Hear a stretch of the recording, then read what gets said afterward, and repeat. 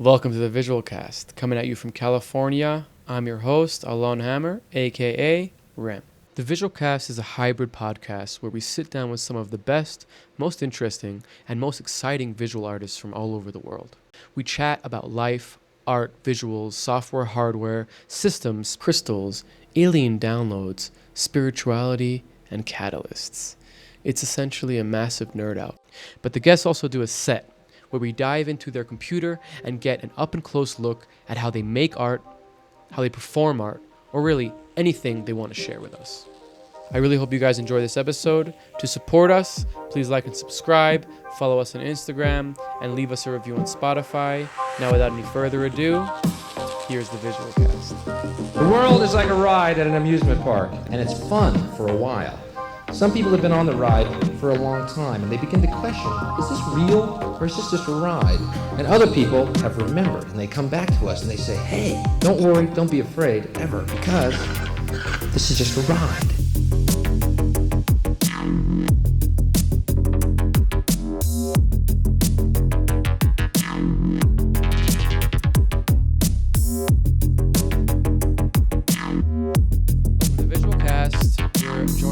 By a very special guest, a truly unique artist and kind of a trendsetter in the world of visuals and VJing.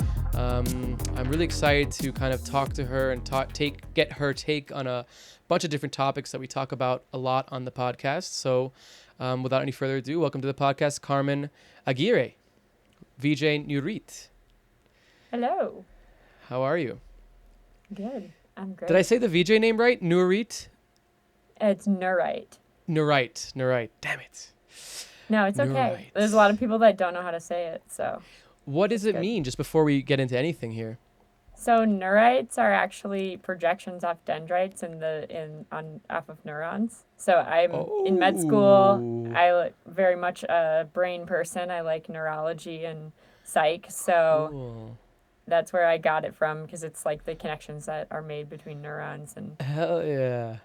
That's awesome. I love that. It's very unique, I think, and like people don't, I don't know, like, I don't even really know how I came up with going by that, but it is, yeah. I wish I was smart enough to know what it was and I didn't have to ask you, but that's just the way it is. So I like to start off with a scripted question, like a little bit of an intro, and then we'll get into more of a conversation. So I'm just going to just jump right into it here. Carmen, from performing at massive EDM festivals to juggling medical school, you're truly an impressive artist. You have toured, animated, and creative directed multiple shows, and many notable acts. And you're currently on tour with Virtual Riot, creating some unique and killer experiences and visuals. You're not only the touring VJ for Virtual Riot, but you perform on stage with him and are an integral part of the billing, marketing of the shows, which is super unique and super inspiring. So to start it off, what is it like being in all the promotional materials for the tour that you're part of? Yeah, it's been a kind of crazy experience. Like 5 years ago, I was talking to somebody about how one day I think VJs will be on flyers and people will recognize them, and I thought it would take a lot longer for that to happen, and we see it happen in a lot of other genres, but in dubstep, not really ever is a VJ mentioned or recognized, and so I think it's been a really interesting experience for me to finally kind of have that for myself, and it's exciting and it's fun, and I hope that other people do that, and there's so many amazing visual artists around the whole world, and they really deserve recognition, and they deserve to be on flyers. So, yeah. Couldn't agree more with that. You know, it's so and it shows the forward thinking and kind of like outside thinking of Virtual Riot and kind of that tour. Whoever is managing the tour and being part of it, it's a huge benefit. Like, you have this second person who is a huge integral part of the show and of the tour, maybe even sometimes in some cases more important, right? Because they're what people see the whole time, and maybe the experiences that people are remembering are going to be some animation or visual that they see. And why not market it? Why not use it as a tool to sell? You know, like if that's the whole, that's one of the biggest points of billing is to help sell the show. And this is something that, I've always told, I've started VJing in Israel, and there was no VJs in Israel. There was my mentor, but that was about it. And, it was always like, why wouldn't you guys want to put us on the flyer? Like, not like an ego thing, but just like as a recognition thing, of like, you have now a lineup of VJs. It's a selling tool. And now people, like, almost 10 years later, people are like really understanding that there are that VJs have fans, that VJs have people that follow them, that want to see them play, and putting it on a lineup makes the event more interesting and more, like gravitating towards people. So I think I think you're totally right. And it's like each scene does its thing in its own way, like people have to get around the gatekeepers, and some people have to kick their ego out of the toilet, like there's always these things that are blocking the thing from happening. But it's a no-brainer. Like if I was promoting parties, it would be a no-brainer. It's like you want to tell people we have trapeze artists at the show, or we have vendors at the show. Like why wouldn't you say we have VJs at the show? It's like a silly thing not to say. So I think it's a pretty obvious definitely. thing. One of the main things, like this is at least how I've always looked at it. It's like if we start to recognize VJs and put them on lineups, and they eventually create their own fan base, all of a sudden there's demand for those VJs and their art. Now, currently, I bet if you go around and ask a lot of artists how much they pay for visuals, it's a crazy amount. And it's a crazy amount, but it's really not, because VJs and artists are underpaid. But so it's not crazy in relation to what they're making, but it's still crazy expense for the artist to buy visuals. Now, if they had their own fans and their own ticket pull, they could be paid for by those fans, right? Totally. And have their own billing and have, and as a result, they would bring their own art, because just like a DJ is paid for their art, but they're not being paid by somebody directly to make that art. They're putting it out themselves. There'd be an ability to really, I think, elevate the experience for everybody, because now VJs are paid a better rate and visual artists are paid a better rate, and they want and care about their show more, because that's putting themselves out there. That's their name is on the thing. Image, right? Their name is there. So like for me, it's so personal, the show, compared to when I wasn't on stage, for example, because it's my art and it's attached to my name and it's my face. And if I mess up or there's a technical problem, that's on me. Yeah. So I think, I do really think that in the big picture of things, there's so much value to doing it, but I think a lot of people don't see it in the big picture. And that's partially, comes down to either not seeing, okay, this is what could happen 5-10 years down the line. Right. The other part of it is what you said, there's ego, not wanting to share the stage. There's also the end of it where, and this is the part I hate the most, but if you have a face and a name, you become more expensive. And managers, artists, teams, they don't want to pay more money for a VJ to run the show than they have to now. But I think, that does play a little bit into why maybe it wouldn't have been advantageous to do that in the beginning. It's like, for example, a very well-known photographer, as their work gets more and more recognized, now their rate goes up because they're worth more.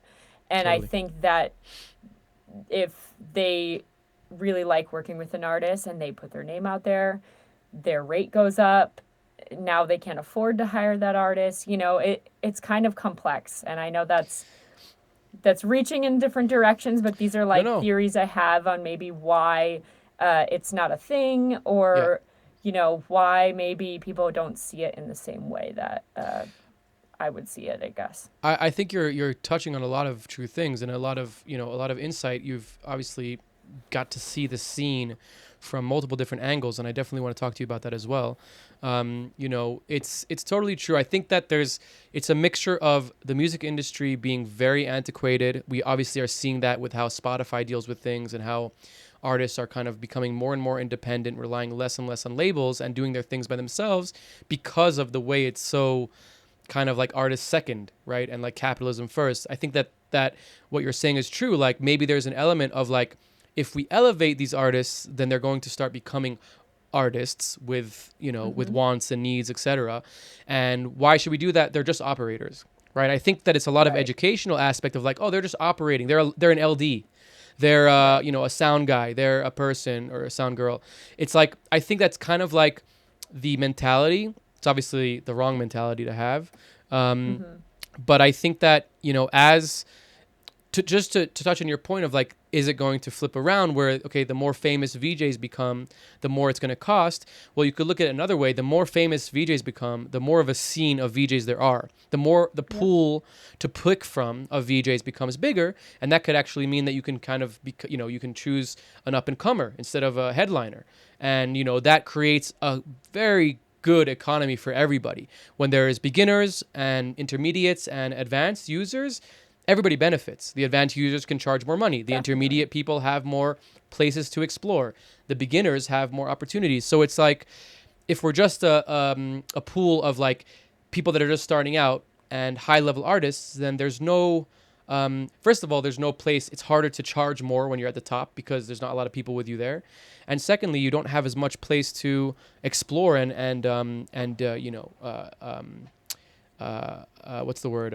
Like, you know, try out new things, like, you know, just go, you know, R&D things or whatever, because you need to constantly be working or constantly be touring or something like that. So I think we're in an era where, you know, it's really taking off. And I think it's been kind of in this era for a while. And now that, you know, you're in a very mainstream music genre, you know, like it's, not in a bad way, just in a ticket sales way. Like this is a very, you know, EDM dubstep is like a very big pull. It's like mainstream. It's not like bass music, tipper, or like psytrance. You know, it's like those festivals also have like I've done psytrance festivals with 20,000 people, but that's like once a year, you know, twice a year.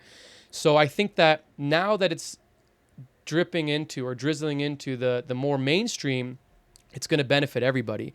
And I'm sure you've seen this yourself. You know, you have, and I want to show this kind of while we're talking, you have such a great Instagram with so much kind of like educational aspects to it. You know, like just talking about how you time code things, or, you know, and look at that, she's on stage with the DJ. Like, how cool is that? Showing all the tricks of the fast slashing. You know, we can't show our tricks to everybody, Carmen. Come on. But you know, this is like, I think you also have a really great Patreon that people are interested in, right? More and more people are becoming interested in visuals. It's like becoming kind of cool, you know? It's like, I mean, I always thought it was cool, right? Obviously. But, you know, I think a lot of times, unlike DJing, VJing is a lot behind the scenes. It's more nerdy, it's more geeky. Definitely, like, I think it's the coolest part of being a geek, but it is kind of a little bit more in the shadows, and that's fine. You know, there's nothing negative about that, but I think that now that it's becoming a little bit more in your face, a little bit more mainstream, it's going to attract a wider array of people, which will inherently create a better market for everybody. So this is great. Yeah. Is this in And Unreal? it'd be awesome if one day, you know, what I'm talking about is like one day maybe festivals will pay the VJs directly, you know, because they have ticket pull. And I think that's what I see as like, that's possible one day, you know, and I know it's like, I used to think it was believing I'm going to be on a flyer one day seems crazy. Yeah. But I always still was like, you know what, if we don't have dreams like that and we don't imagine a time where that exists, it's definitely never going to happen, right? So I feel like believing in something like that is important, you know. And I think couldn't agree more. And it's not far away. Like you're saying, you already have attained that. You've already attained that goal of being on the flyer. And I also, before we kind of, move on from this topic, like, I really think that it's changing. Like, I don't want to say too much, but there is well, I'll just say like this. There's a very big festival that's going to happen in the second part of next year. I won't say anything else than that, but we're almost closed on the deal of like being able to curate a whole stage and all the VJs for that stage. And we're being provided a very nice budget to be able to do that. And the reason I bring it up is because it's like, it's one thing to like have like, in a tipper show, they have all the VJs in the lineup and it's very obvious that that's going to be like a big pull for people. It's another thing on a huge, very mainstream festival for the festival side to realize the benefit of curating a VJ lineup. And then not only that, but also offering like good pay for it, not just like, yeah, curate it for us. Like, we don't care, we don't care who you bring, like whatever. Like, they're actually understanding that if we give a budget for it, then they'll actually curate a much better like experience for everybody. And that's like, that's been I've never had that experience before where like a very mainstream thing, you don't have to fight with them. They're actually coming to you to ask for it, which is very it's pretty unique. incredible. It's great. Crazy. It's just, it's shifting. Yeah, that's the goal.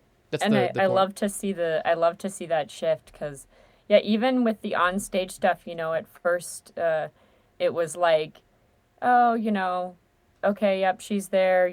Maybe I once in a while would get a tag on a video from a festival. Right. Story Maybe. that I could share, maybe. But then it was like Rampage last year, for example. They sent us an email saying we want to do a 3-way collab, like, post. And I was like, and that was not something I initiated or Val initiated. It was something that Rampage suggested. And it was like, this is cool. Like, those moments for me are little wins that I'm like, Totally. this is insane. This is great. Like, this festival's never done that before. This is pretty awesome. Progress. Good progress. Yeah, progress. All right. So I want to go back a little bit to Mini Carmen. You grew up in Minnesota, and I think you're currently living in Minnesota as well. Yeah. I don't know much about Minnesota. I'd love to kind of, what is it like growing up there a little bit? And then we could tag that with, this is a little bit of a long question, but No, you're fine. I read or I heard somewhere, or maybe I even saw one of your reels that you did set design and lighting in high school, and that was kind of your foray into the arts. So I'm just interested, like, did you always have this kind of like very strong interest in arts? Was it something that you got from home? Where is the inspiration to kind of be in that sphere? And what is it like in Minnesota, really? Absolutely, yeah. I grew up in Minnesota. My dad is Mexican, so I also grew up going to a school where I spoke entirely Spanish until I got into high school. So Spanish is my first language. Yes, which is interesting. That's so cool. In but Minnesota. Yeah, I've lived in, what did you say? I said in Minnesota. I'm surprised by that. Yeah, in Minnesota. It was a Spanish immersion school. And that was where I started doing musicals, and I was acting and singing in them, and I've had leads in I don't even know how many musicals. I was very big into that, and when I got into high school, I was like, I want to keep doing this, but I also played hockey and really loved that. Nice. And they wouldn't let me do both, so they told me, if you want to still be involved in the musical side of things, that's fine, but you have to be behind the scenes. So you could build sets, you can do lighting, you can do sound, you can, pick what you want to do, and we can like teach you some things on that. And so I started by doing, working on the set designs and coming up with all the scenic pieces for the musicals, and then got into lighting and doing the spots and just some of the color lighting during the show. So I started off doing that, and then went to I was always very much into the arts growing up, and my dad always joked with me because when I told him I was interested in going into medical school, he was like, you can't go to medical school. And I feel like he's like, you're like into the arts, like you can't do that.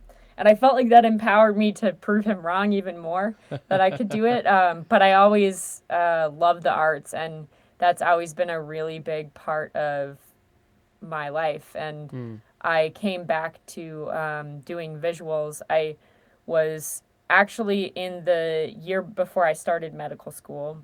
I was in my gap year, and a mentor told me, like, I think that you study too much and you need to like take a break and do something completely unrelated from school before you go to med school. I don't think it's healthy, like how much you study and how much and so they were like, I think it's like it'd be good for you, and it's good for you to do that also for your patients and everything. So I was like, okay. So I got a job at Skyway running and doing the AR, and I met a VJ on that doing that job.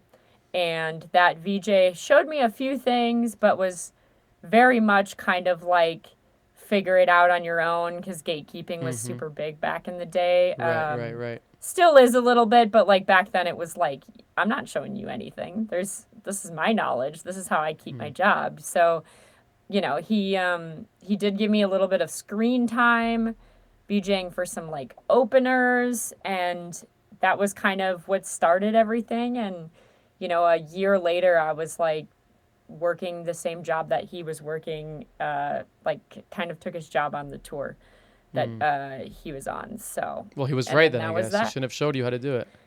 Well, yeah, I mean, joking, also he wasn't being very nice to me, so he kind of deserved really? it. I didn't try to take his job, but he wasn't being very nice. So I think I don't name names, but he wasn't being very nice, so he kind of deserved it. Okay, well, fuck him, man.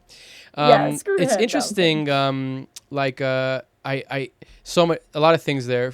I definitely want to understand why you wanted to go to medical school, but just to touch on the last thing you mentioned about the gatekeeping aspect, I find it so interesting that was your experience, because it's like I always look at VJing or visuals in general, like the motion graphics art kind of world, or like the the live performers world, as like a very open society, or very like welcoming kind of place where people are more open to kind of share their experiences, or like like impart information. And like definitely it's different now with Patreon and YouTube, and it's like a lot more of an open kind of experience. But yeah, I don't know, I find that very interesting. I wonder if it's like maybe a North American thing, maybe it's obviously female. Not unfortunately your sex, that's like definitely seems to be like a big part of it. Oh, for sure. I think it was a different industry back then when it comes to being a female, and we can dive into that more, but we definitely will. It definitely I can, like I said, we can dive into that later. But you come into it, and it's very much you need to prove yourself, uphill battle, instead of having the respect that someone else would have. And I have a lot of experiences and stories about that showcasing itself. But yeah, I think like as far as that goes, it definitely is likely part of it. And also the genre, music. Yes. Like I think, in like the tipper and that kind of scene, you're gonna have a lot more sharing and a lot more love for each other. It's and interesting. Kindness, I feel like, than maybe you would find in the dubstep like an EDM realm. But yeah, I guess that definitely those. I think that's totally that must be what it is, like a combination of the two things, like of just the industry that you're kind of like, and it's a trickle down thing, right? Because it's like the global aspect of like visual artists are more open, and then this visual artist who's in this scene is like, well, this is how the DJs are acting. They don't share any information. They're all gatekeepers. I'm going to be like that too. Just kind of interesting how that kind of like changes mentality. But I mean, we both know, you definitely know this because of your Patreon, and I hope people know that I know this as well. The art of not art, but the advent of sharing is there's nothing better than it. Like the more you share your knowledge, and the more you inspire people, the A, better you become at your art form, the B, the more you get out of it. You know, I mean, like, what is the point of doing any art if not to inspire people? And you can inspire people from your show, but you can also inspire them by showing them how to do something. So I think that that's like such a weird way of looking at art and performance in general, of like, I'm going to keep this to myself. And, you know, if this guy who showed you the thing wasn't a douchebag, then maybe he still would have a job. It's not because he showed you how to do things. I was joking about that. It's because he's a douchebag. So it's like, yeah, I mean, if he was nicer to me, we probably would have, you know, he'd be on tour with you, probably. You know, you'd want to give it back to him in some way. I never would have done that. You know, it For was entirely sure. because somebody was holding me back and trying to push me down that I was like, Terrible. you know. So yeah, I think absolutely sharing, to me, like, sharing knowledge is so important, and you learn in that process of sharing. 100%. Going back to the basics and trying to explain it to somebody can actually really help you just ground yourself and bring yourself back to a point of like, okay, maybe I'm overthinking certain things that are more simple, you know? Things advance a lot as well. And I think it's so important to like go revisit those things with the new advancements in technology that we have, especially things like Resolume. And, you know, it's changed so much since I started. You know, I started with Resolume, I think it was 4, and there was no undo button. There was, know, like, there was so many features that didn't even exist. And so, like, I feel like if I'm not constantly going and teaching kind of the up and coming VJs, then I'm not also spending time perusing Resolume and challenging myself as well in some of those categories. True. So, yeah. That's very true. So, okay, like the medical school thing is so interesting. Like, it's just like, why did you want to go to medical school, first of all? And second of all, like they're so, I mean, maybe I'm totally wrong about this, but I would imagine they're so different. Like, yeah, I can't, I feel like I'm a pretty, you know, I can make connections to things like with my, you know, autism, but like, I don't see the connection between the medical and the visuals. Please explain to me.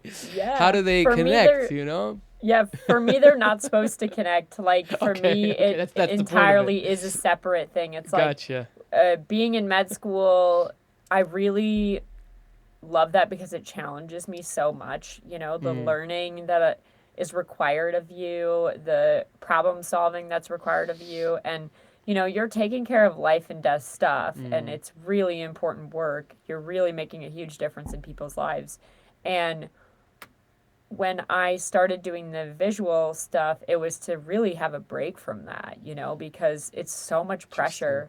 If, like, I mess up as a VJ, I mean, I take it really to heart, but end of the day, nobody's dying because of it, right? And in medicine, you can definitely make mistakes that result in the loss of life, or, you know, it's intense. And so I think for me, it was always an outlet. And I used to always think that my visuals was just something I did for me, and it wasn't something I could ever like help other people with or inspire other people with. And I never really stood that that I had that ability with the visual side of things to do that as well. And I especially with like the when we started doing the stuff on stage and there was a lot more awareness about what I was doing, I think that really I was really surprised to find out how many people would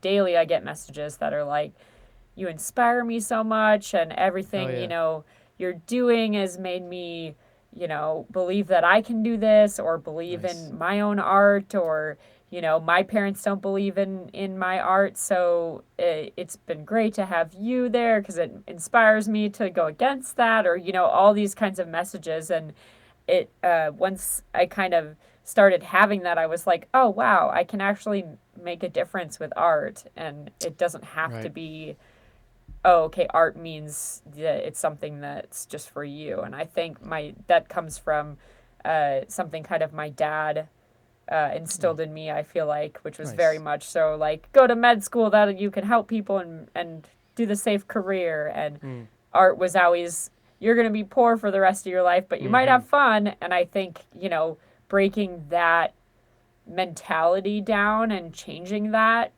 took a really long time for me, and it's cool to kind of be at a point where I'm like, oh, I can actually do whatever I want and make a difference in Hell the yeah. world, and that's pretty Hell yeah. cool.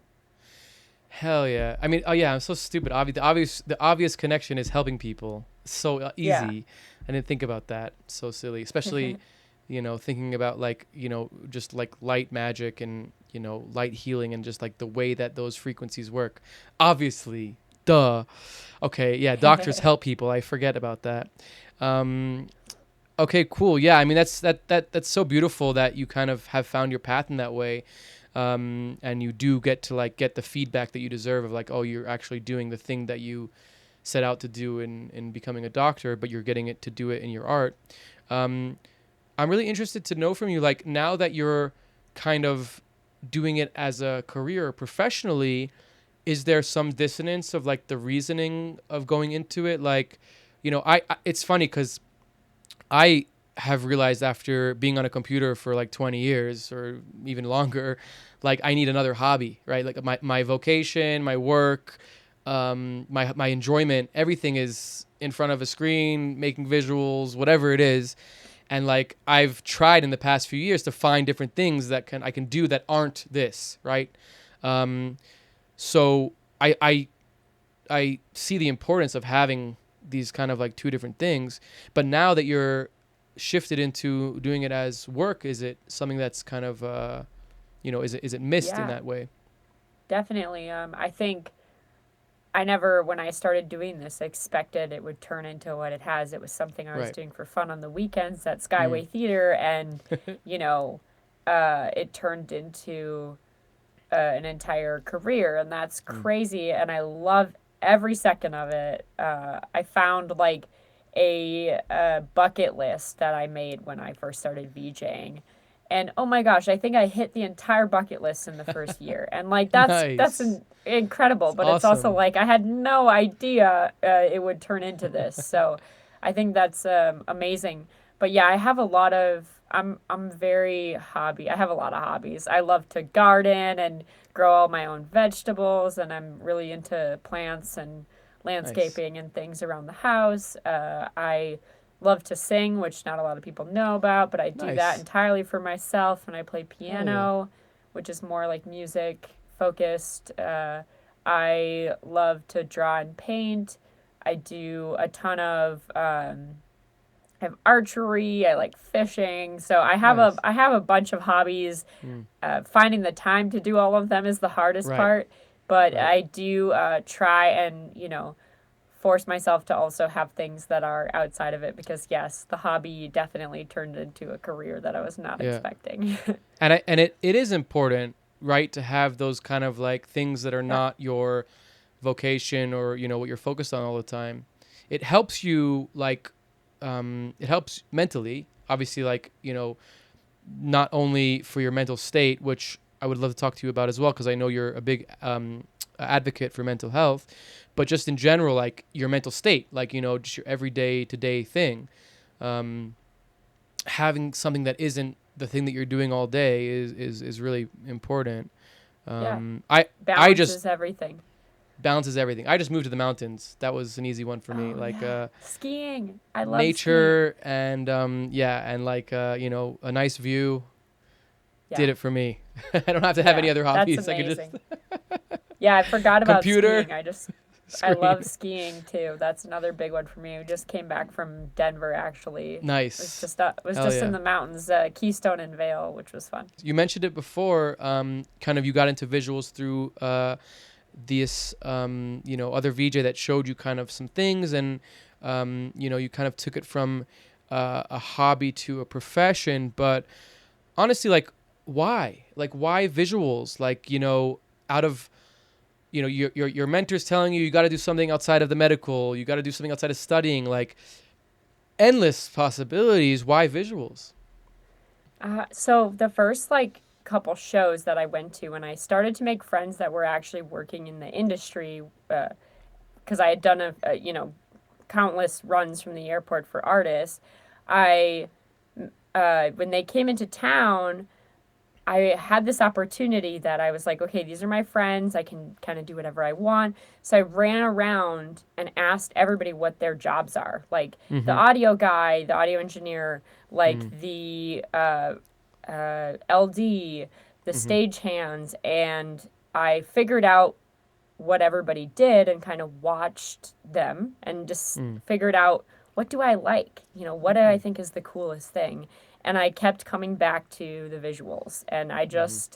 I always thought it was amazing that you could think of this idea and make it and then have it be on this screen. And it was just beautiful. And I thought that, I was a computer, I was a dimwit. I had no experience with computers. I didn't even know how to set up a secondary display on my Mac laptop.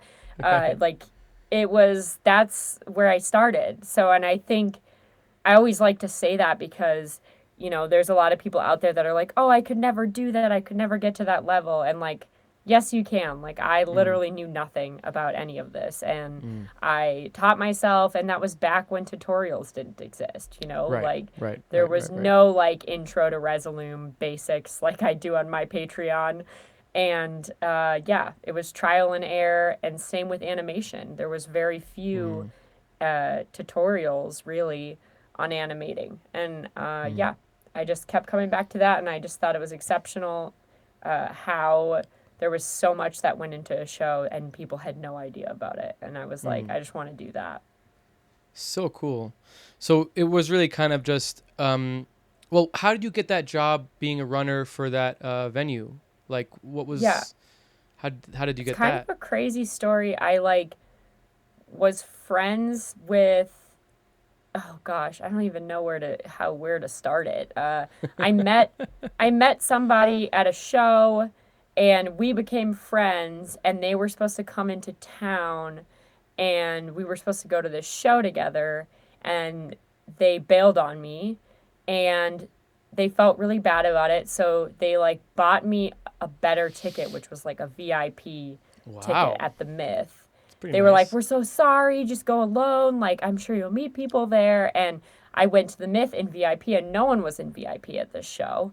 And You're I like by met yourself. I'm like up there by myself, and I ran into and met this friend of mine, well, now friend of mine, at the time was a complete stranger, and just befriended him. And he happened to be friends with the people who ran the A&R and like at Skyway.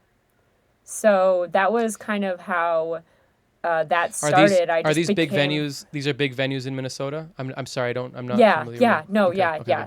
good. The Myth is like, I don't know what the cap is on that, but that, yeah, venue in Minnesota. Skyway Theater Gotcha. is like, yeah, a very, it's like everyone's played the Skyway Theater. Gotcha. But yeah, they were doing A&R there, and they started, expressed some interest.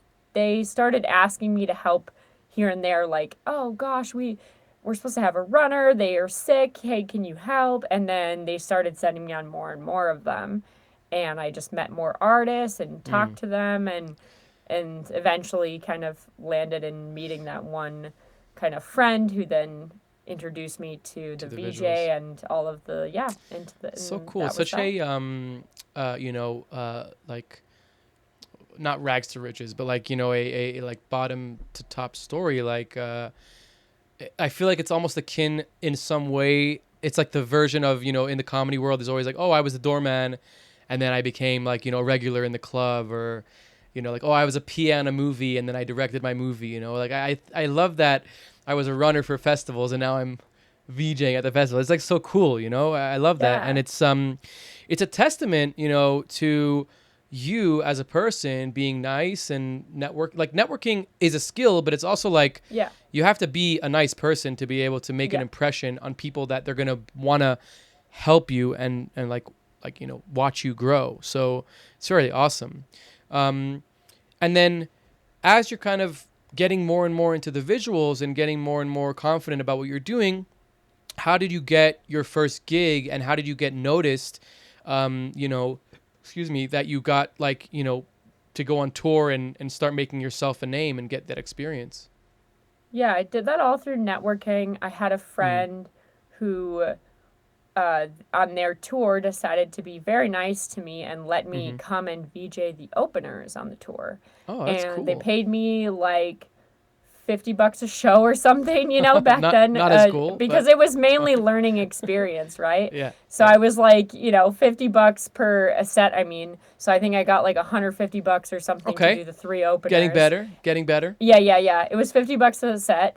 And but I had 0 experience at the time, so you have to understand I was worth nothing.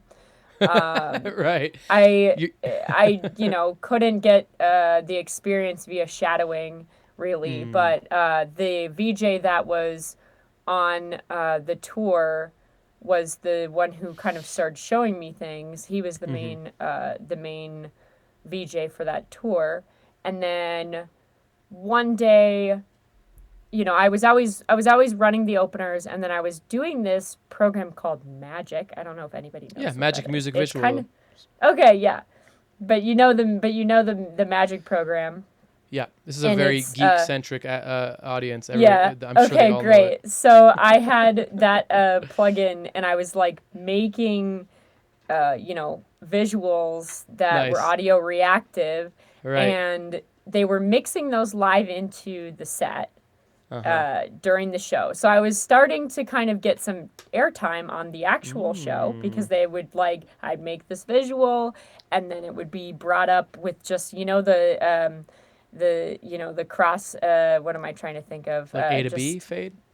Yeah, like A to B fade. It would bring me in for a couple bits. Right. And then I was gone. And so I had to learn awesome. the whole show because I had to know when those parts were going to come in that were my times for doing these visuals, and I had to load them up and make sure that was the visual that was loaded and everything. So I learned the whole set, and then that VJ started having me set up everything in the beginning of the day, like set up the comms, set up my computer, set up your computer, set everything up in the front of house and get it all ready so that I can just come in and program and then VJ. And so I was setting everything up and was doing that on all the shows. And then one day the VJ was still partying from the last night off with friends or something somewhere and never showed up. And they just ran over to me. Great.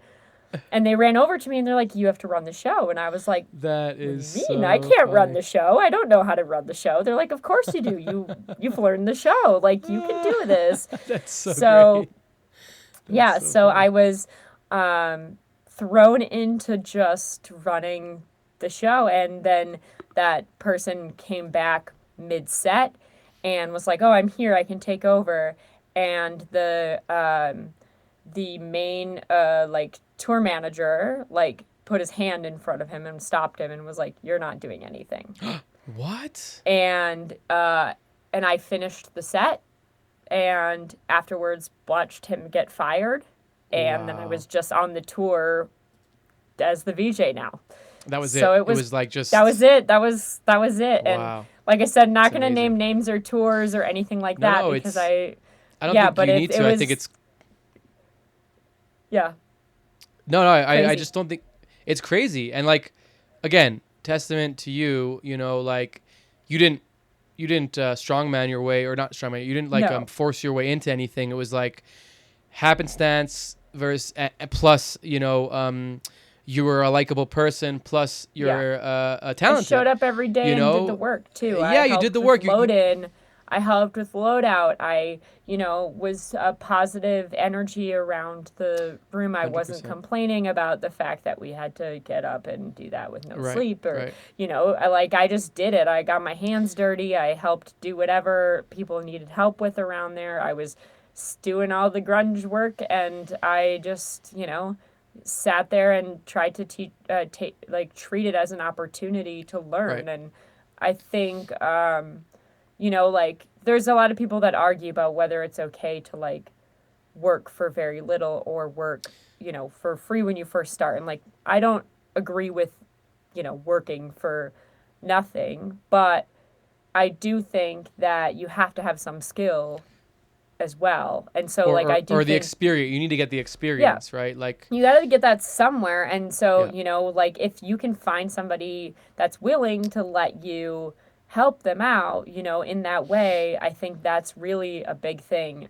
Yeah. And a lot of people ask me, like, how do we get started? Like, where do I have my first experience? And I think if you can find somebody who's like a house VJ that can let you run a few sets here and there, and, you know, things like that, that's really the move Totally. while you're learning how to do everything. And, Totally. you know, that tour, I was really grateful because that tour taught me a lot about how a show should be done, like calling a show, the lighting, and how important it is to have the lighting and the lasers be in sync with each other. And not many VJs get to learn that very early on. And now I still had, after that tour, I still went back and did the VJing at Skyway.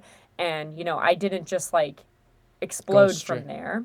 Right. No, it wasn't like that. But I got a really good basis and a really good knowledge set to go with. And then from there, you know, I started VJing at Skyway a lot more often and networking with artists when they came into town, and eventually found smaller artists that I could start working with. And I also met a lot of the artists on that tour that were openers, eventually hired me to be their VJ.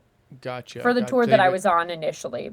That like tour, all those openers I VJ'd for before I was the VJ on that main tour, you know, those were artists that I worked for throughout my career as well. So, you know, they were artists, those relationships that I built on that tour also helped with, you know, awesome. that as well. That's awesome. Yeah, I think it touches a little bit about what we were speaking about before, like, you know, the industry getting bigger and expanding. And I'm 100% with you on that. Like, working for free is not a great thing. I think there's a very thin line. There's a gray area when it comes to that. Like, especially when you look at the difference between, okay, a promoter is hiring me for free versus I'm going to shadow a VJ for free. Yep. Like, those are completely different things, right? Like, if I go shadow a VJ for free, it's not harming the industry. It's not harming the price market. It's not really doing anything negative. You're benefiting from shadowing the VJ. You know, personally, when I have people shadow me, I like to pay them. Obviously not all of my fee, but I would like to make them comfortable and, you know, pay for their flight or pay for their, you know, travel, definitely their accommodation, something like that. And if I am getting paid enough, then I would give them some as well. If I'm not, then obviously, what are you going to do? But if there is extra, then for sure. But it's different than going to a promoter and being like, I'm ready to work for free. So I think that's something that people should really take into account of, like, again, like, where's that line, you know? Where's that line? And also, like, reach out to VJs. 99% of the VJs, maybe not this douchebag that you were involved with, but 99% of the VJs are going to be so excited that you're interested in what they're doing. They're going to want to have you there. They're going to want to teach you. They're going to want to have you there. So it's like you can get the same result, if not better, because if you undercut a VJ and now you take work from him, then it's not benefiting that's not him. Good. You know, it's not good for the industry. It's also not how you start out in the industry, because 100%. Your VJ friends are gonna be people that can bring you work as well, and they're also gonna, you know, like there's also nowhere to grow from there. If you lower the bar of entry, you're not going to be able to grow from there. It's so hard to grow from nothing. From nothing, yeah. I was going to say, like, when you start out with, like, being free, it's so hard to be like, you need to pay me $50 a show now. No, now you I don't need want to pay me $100 a show now. I mean, oh my gosh, to get up to a fee that is actually what you should be getting paid at your level, it would be so difficult. So you're educating the promoters that they can actually get things for free, which is a bad education. It's horrible. And so I think that when you said $50 for a set, I think that actually you did it in the right way. You know, you didn't get the drink tickets, you know, like you got a step above the drink tickets of, like, here's an actual fee. Here's, you know, some money for your time, and it paid off in a really good way. So, that's awesome. And I learned it the right way and the proper way, and I think that was important. So, awesome. So I think we're gonna definitely get into your example scene here. But just before we get there, the big topic of conversation, I have it like in caps lock here. You're not only are you billed, which is obviously like a really cool thing, being on the flyer, having your name there. I think it's it's really amazing. I think it's becoming more and more of a customary thing, especially with the promoters that have the forward thinking. Not only are you in the promotional material, which is extremely unique, I don't know, I can't think of any VJ that is recognizable on that level. Like maybe some of them, like I'm obviously know what they look like, but like, yeah, I just can't think of any that are like on the interviews with the actual DJ they're touring with. Maybe like in like mainstream music, like maybe like, some like high profile artists, but not like VJs. But you're also on stage with your DJ, Virtual Riot. And yeah, so it's like a kind of a big conversation, but like, was this his idea? Was this your idea? Where did the the idea of being on stage, and B, like you being part of the tour, like, in all the material and the promotion material, your name is right under the DJ. Like, where did this kind of concept come from? Because this is a concept, it's not like a normal thing to do. Absolutely. And it's so cool. Yeah, so it actually was an idea that him and I had a long time ago. I think it was maybe a year and a half or 2 years before we actually started doing it, that we we had talked about like, oh, that might be kind of fun and cool. And, it was actually this club randomly in China that sparked us actually doing it. And we showed up to the club, and they were like, it was just for an after party for the festival. And they go, VJ's on stage. And really? I was like, wow. Okay. And I've seen some clubs like that where like the VJ's off to the side, and we're like, okay, cool. VJ's on stage, no big deal. So we do the show, and we had the most fun ever. Hell like yeah. Val had the most fun ever. I had the most fun ever. And he turned to me at the end of the show, and he's like, we need to do this again. I love it. So that happened. The next day, we go to Thailand, and this was in Bangkok at Space. I think it's called Space Plus, or Okay. really cool room with LED walls all around. They bring me up to the front of house.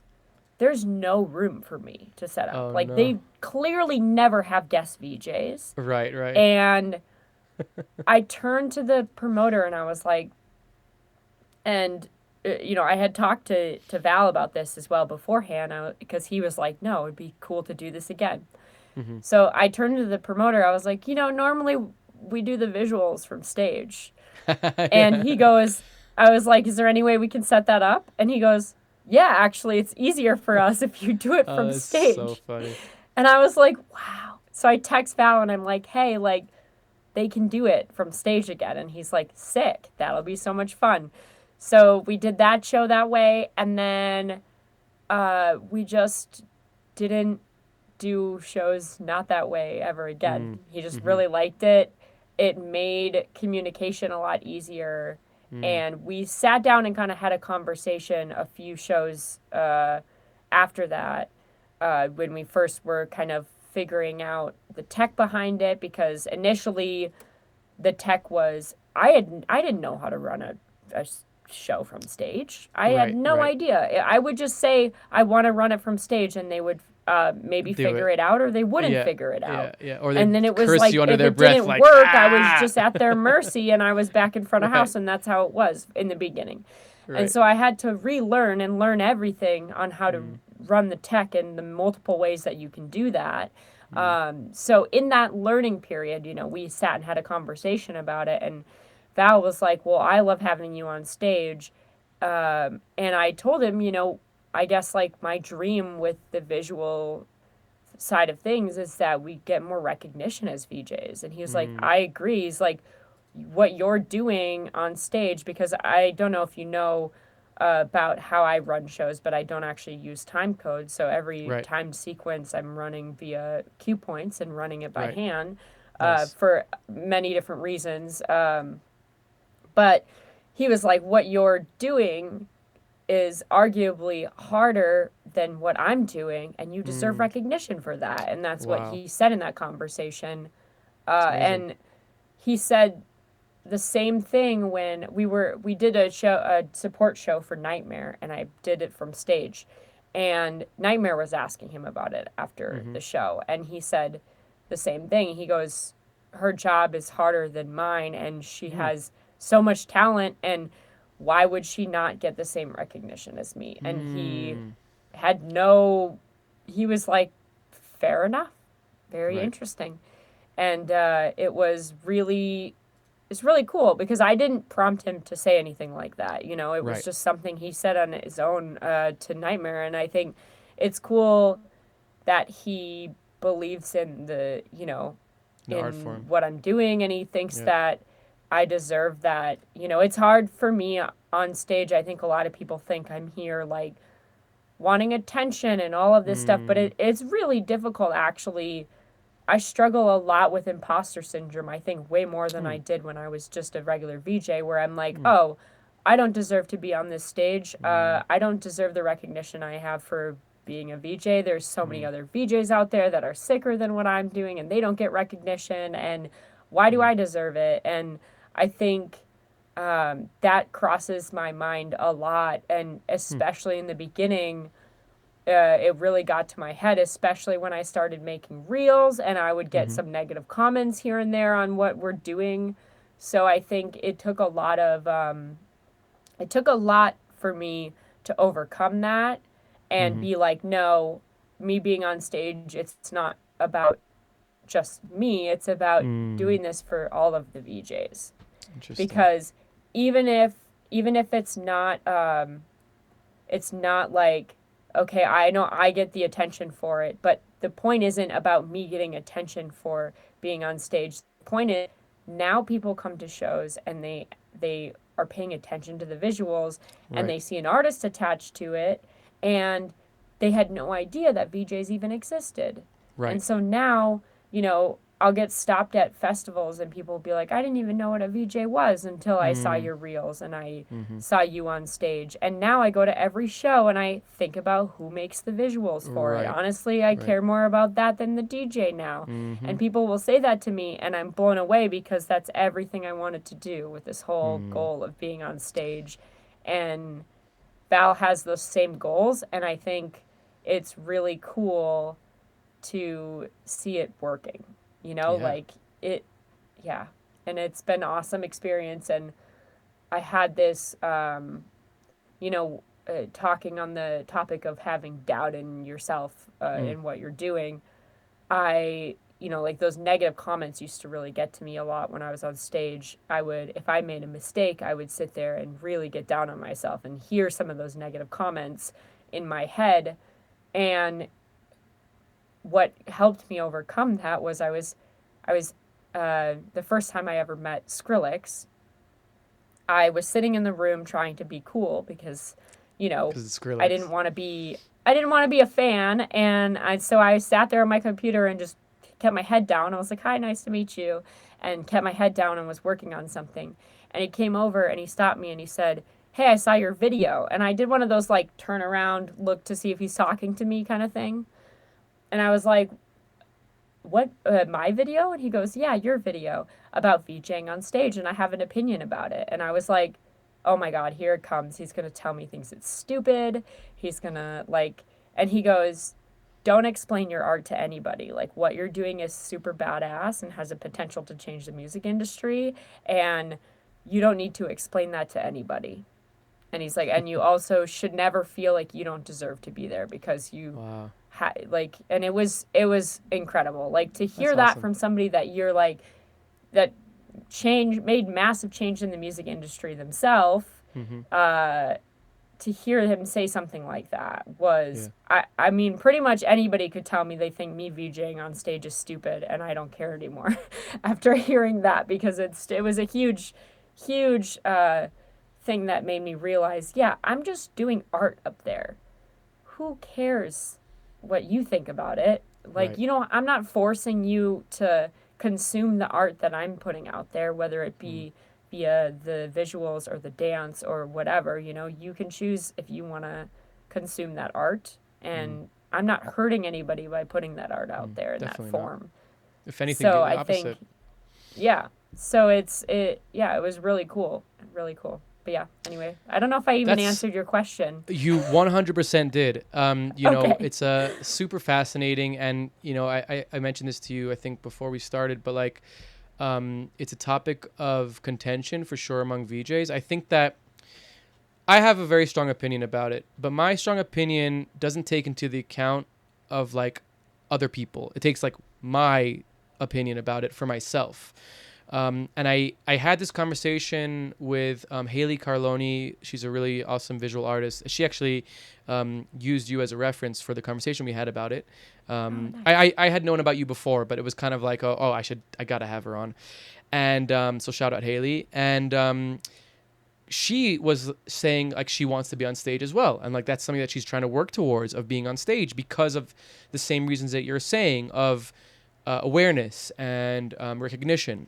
And I think that it's like a very, first of all, hearing your story of how it started, it's like I'm starting to get you more and more. You're like a very authentic person that just happens to like have cool things happen to them and then takes it and doesn't just like, you don't like look for cool things to happen. They just happen and you're like, oh, I have a good eye for what's cool. I'm going to go with it. Which is awesome, because you got to agree with me that it's very easy to see how something like that could be from the place of like, I want to be seen, or like I want people to know who I am. And I think that that's where, and I say this with like a super respect, and like I don't mean it like the actual word danger, but that's where the danger lies, right? Like of like Yeah. People having the expectation of, let me say it like this.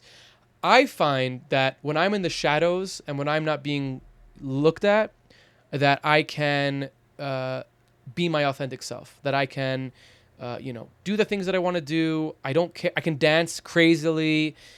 And I think that, whenever I see DJs on stage, I always kind of sometimes feel bad for them. Not always, but sometimes I feel bad for them, because they are so exposed.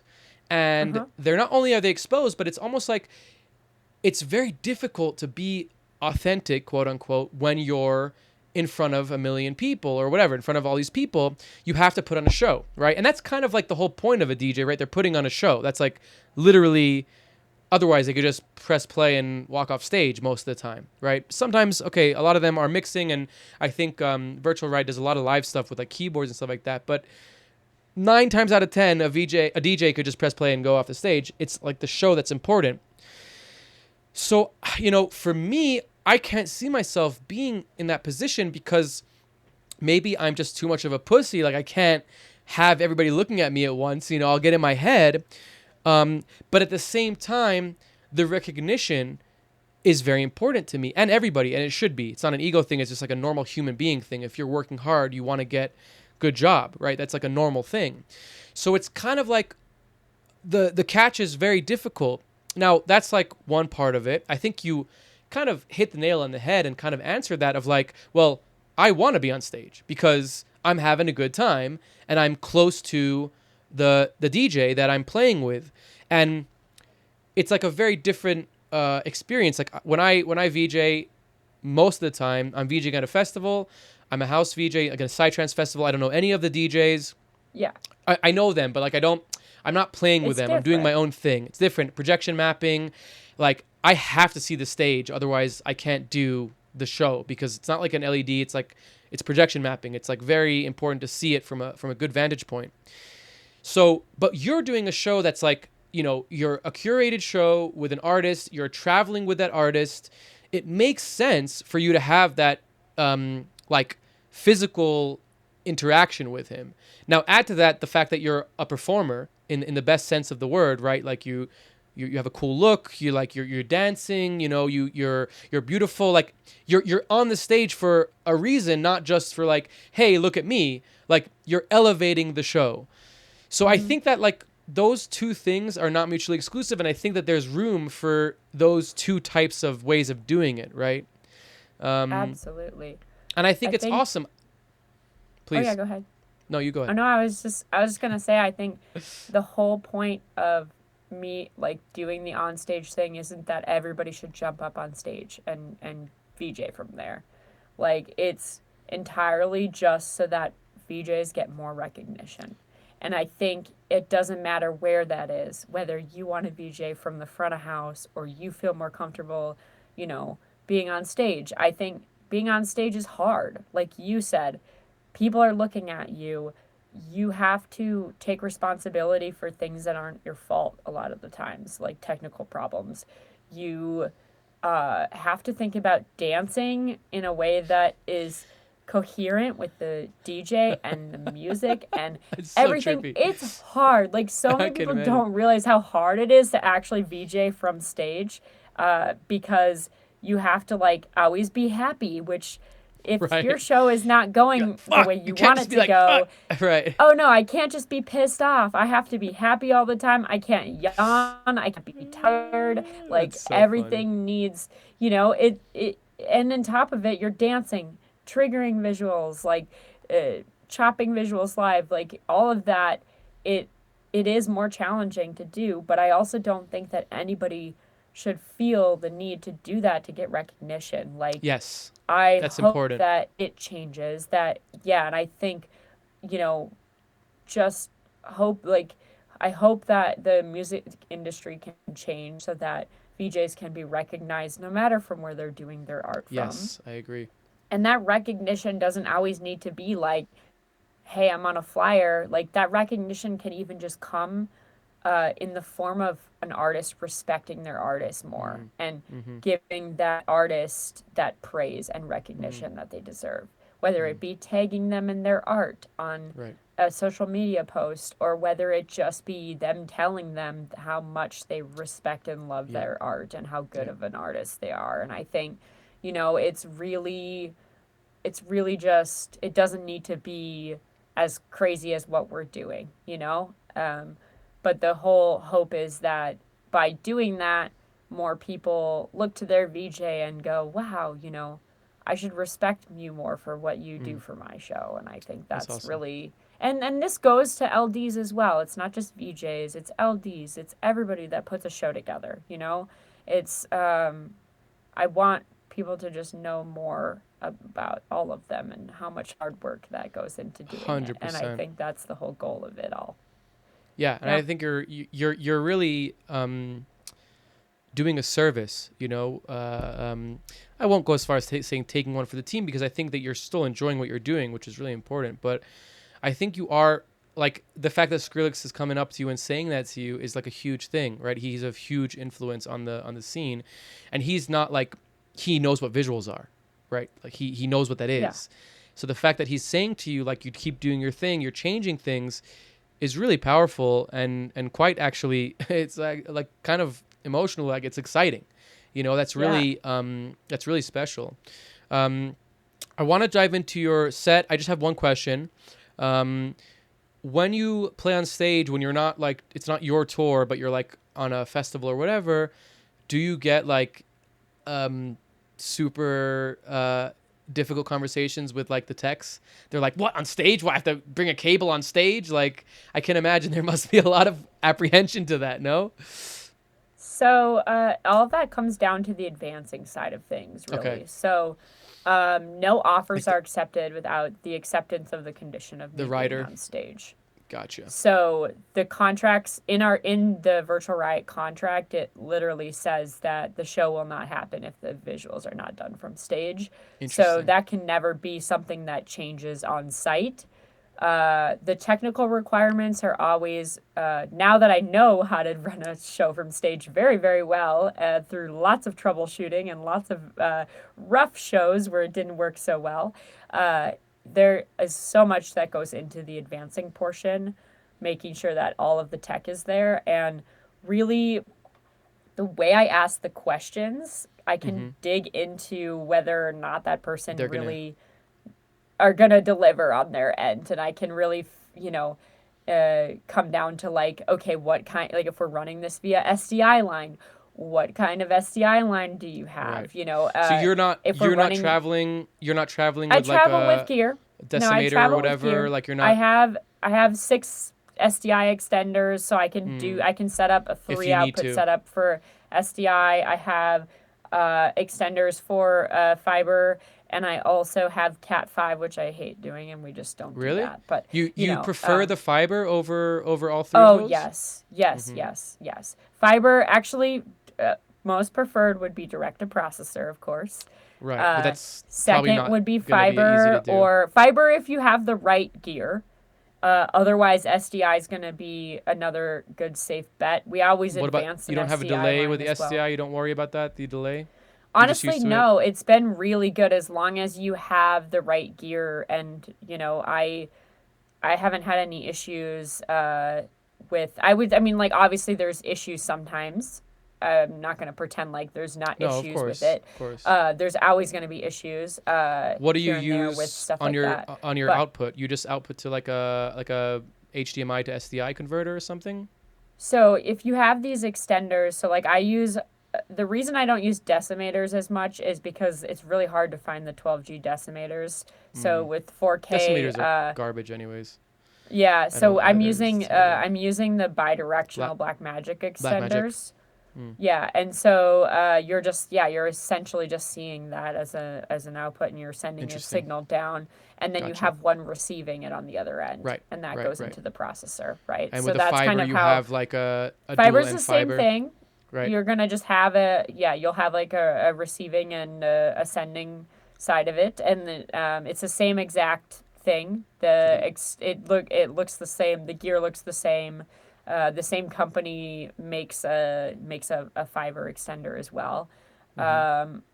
You're always at the mercy though of the lines they're bringing, Yeah. like whether it be the SDI or the fiber, Yeah. or so I always try to advance as many as I can. Like, okay, if you're gonna Gotcha. run fiber, I also want you to run a 4K SDI line, Right, just in case. Right. just in case, and Right. then I have that as a backup that I can then Switch easily. do it, and then in like a situation where all of those things fail, like the Cat 5, the everything doesn't work, you can always run via SDI and do capture, but yeah, that will have lag. So A capture, you mean from their end? Like just send it as a capture card? What do you sending mean? them an SDI, like use one of your extenders to send the signal down the SDI line, and they use an SDI capture card to capture Oh, it into their computer. instead of like As like a two. this is like a Gotcha. worst case scenario. I think I've Mm, ran 2 shows that way in the entire time. But mm. you do introduce the potential for the lag Right, right. with that, and then yeah, honestly, we haven't had the lag is usually not the problem. The Mm. problems are usually Color and I run from Mac, so Mac computers have uh their own problems, that I've yeah. had to learn to overcome. Yeah. But I love my Mac, and I will fight anybody on that whole Mac PC Oh, let's thing. not So get if you into want it. to go down Let's that not, rabbit hole, let's do it right definitely now. not. No, I'm just kidding. Definitely not. No, I'm just kidding. That's a whole nother podcast. I'm surprised that you're not Yeah. getting like lag from the Blackmagic SDI converters because it's The essentially bidirectional ones, no, they're they've been faster, huh? really good. Yeah, Mm, I don't. The unidirectional ones are trash mm, and have a lot of issues. But interesting. no, actually, it's been really good. You can also do direct into processor. Some processors can take SDI directly into the Mm, processor, so mm-hmm. you still need a extender to send the signal out, but you Right. can at least eliminate one of those. But yeah, we don't Mm, really have any issue with that interesting. at all. That's So awesome. Good yeah, for you. I mean, it sounds like you really have obviously thought about it a lot, but kind of found the pitfalls. And yeah, I mean, like, again, this is like it's such a fascinating topic because it's like, because you have such strong support from your artist, and your artist is, I mean, he's like pretty freaking famous. Like he commands like, you know, this or you're not having me, which is not like not everybody can do that, right? No. You're like in a perfect situation where you can pioneer and experiment in a way that's like really can have potential for a lot of change. So, you know, I keep on praising you, but like I really mean it. Like you converted me on the idea of a VJ on stage, okay? Because I was like, VJ on stage, blah blah blah, bullshit, blah. And then I see what you're doing, and I'm like, oh, actually, that's pretty cool. So I think that you know, if you can convert me, you can convert other people too. I'm very stubborn, so I love that. You know, I think it's cool, and I think that you really have the understanding of the benefits and the downsides, or like not downsides, but the benefits versus the pros and cons, let's say, of like what it means to be on stage and when it's the right time and when it's not. And I think that that's important. Also, like the controversy that like exists, there is a bit of controversy that exists around the VJing on stage thing. Like people have opinions about what I'm doing, but I think that comes down to a few things. Like one of those being, I mean, outright, we can just say it, like, some people are just straight up jealous, and that's fine. 100%. I get that. Like, I would be jealous, too, if I saw that and didn't get to do it. So that's one of them for sure. Another thing is, like, not understanding it. I think a lot of people don't get why we're doing it there or why you would want to do a show that way.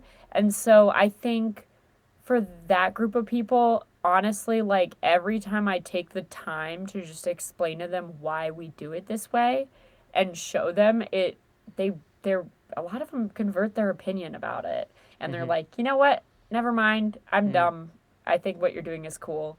So that's interesting. And then the last subset of it is the people that just think I could never do that, or I want to watch see the stage while I VJ. And I think that's the other big argument a lot of people make is like, I can't see the stage while I VJ. And I think if you're a house VJ working with new visuals for different artists that you haven't worked with before, you don't want to be on stage.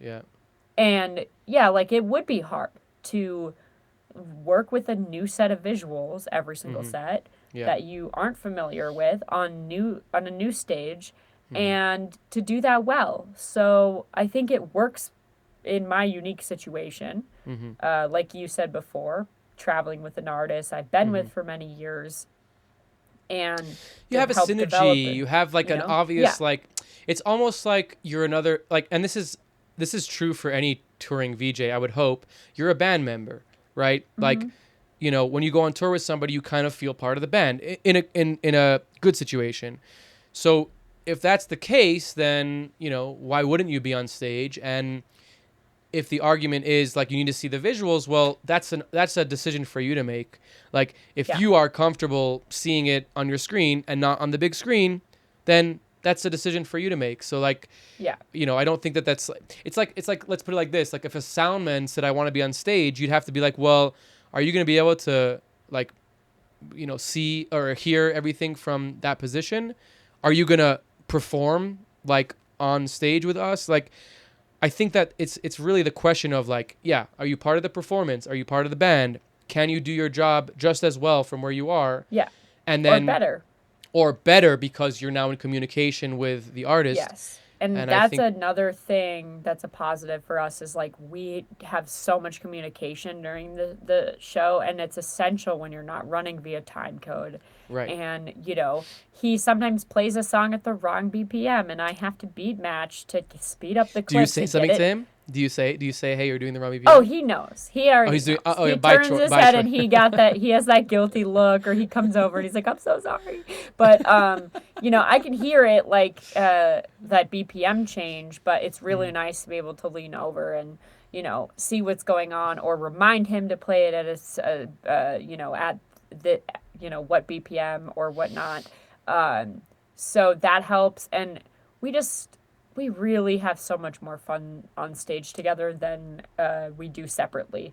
You know, he feels awkward up there by himself, and the energy together, feeding off of each other's energy and getting to feed off of the crowd energy, makes both of us care so much more about what we're doing. And like, I think that's the other last like big piece is like, I care so much more about the show I put on every single show, I care so much more about it than I did before. And I feel challenged as a VJ, and I hadn't felt challenged in a very long time, you know? I was very much in just the routine of like, okay, show up, do my job. Now, like, I have so many technical challenges I have to overcome. And additionally, like, coming up with, you know, the dance moves for things or this and that, like it's just I feel so much more inspired and challenged, and so I like it for that reason too. But anyway, yeah, that's all I have left on it. Awesome. Well, we're gonna definitely talk about some other things after your set. Okay, so we're gonna jump in now to the set portion, and yeah, please take it away, Carmen. Okay, cool. All right, so this is my general Resolume show file. The way that I like to organize things in my show file is every song has a different column. I think that, I don't know how like most VJs set up their Resolume. I guess it depends if you're a house VJ or not. You'll have a lot more like, you know, you wouldn't have any stuff lined up quite as much like in show per thing or like per song. So with my show, I have a mixture kind of timed visuals that are timed with cue points and visuals that I like chop live on the beat. So I even put little notes in here in my show file where I'll be like, okay, don't forget that this is like the A part of drop one and the B part, just in case I like forget, but usually I can remember.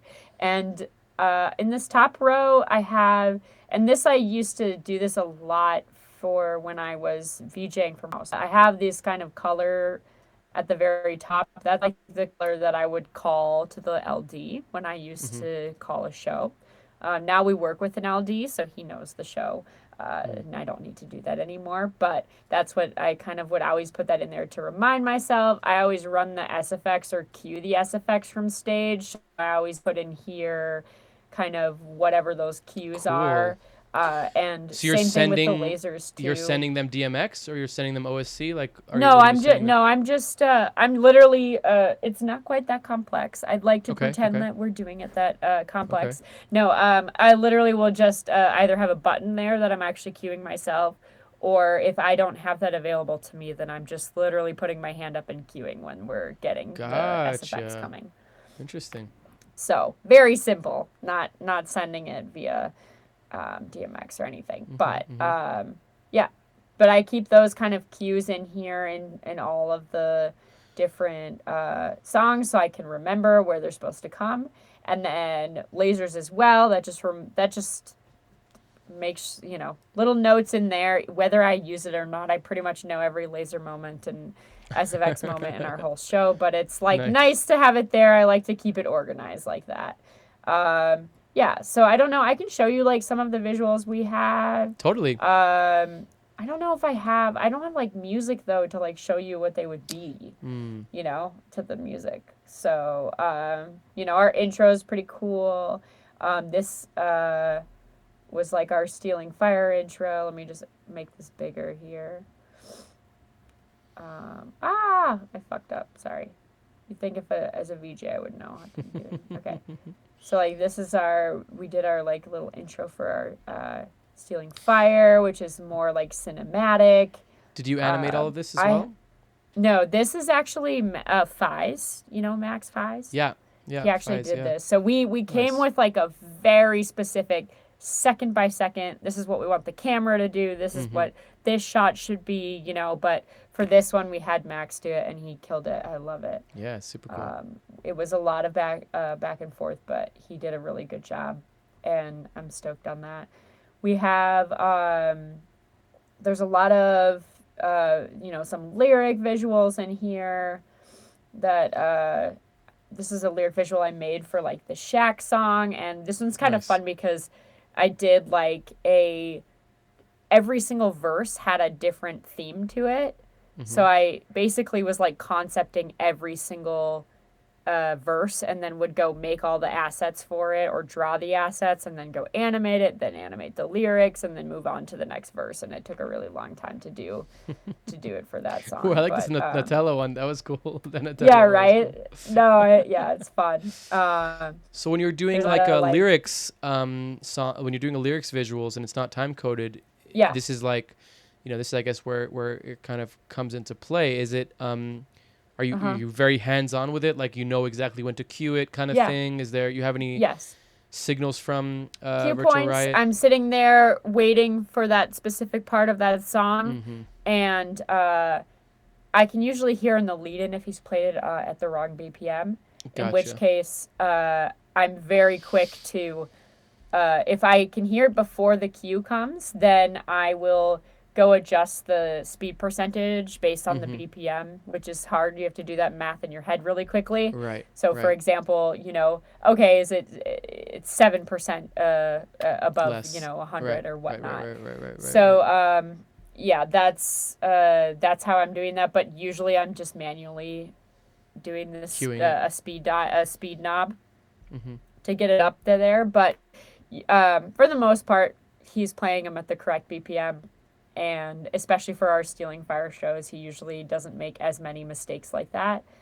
In which case, I'm just listening for that cue. And I have fail-safe cue points in here. Like, if I want to kind of... Death Note? Like... no, this is actually Helsing. Okay. Yeah, Helsing. yeah. Oh, yeah. And it's, cool. yeah. Cool. What did you say her name was? No, but yeah, and that's basically how I'm doing that. A lot of these are like that. And I have like I said, fail-safe cue points in there that will be like backups in case, I have to, I timed it off or something, but I usually don't. I'm pretty good with timing. I have to say don't make a mistake. I don't make a mistake like that very often unless I've been distracted by something or, it's pretty rare, especially in the visuals I'm making, to have anything like that go wrong. It's usually something that's gone wrong in the BPM or something that I'll have to fix. But yeah. And what else can I say about them? I know sometimes people will see our set and be like, oh, you have so many visuals of such variety, and I think if you knew Virtual Riot sets, you would understand why. And I think the main reason is that, like, his music is so wide in terms of his abilities, right? Like, he can make drum and bass, and he can do techno, and then he'll have a heavy dubstep song. And I think to me it's important that the show is reflective of kind of having the visuals really speak to the specific song rather than just be like, okay, we're in this theme for the whole show. And totally. I think everyone can do it differently, but that's how we do the show, and I find that kind of fun.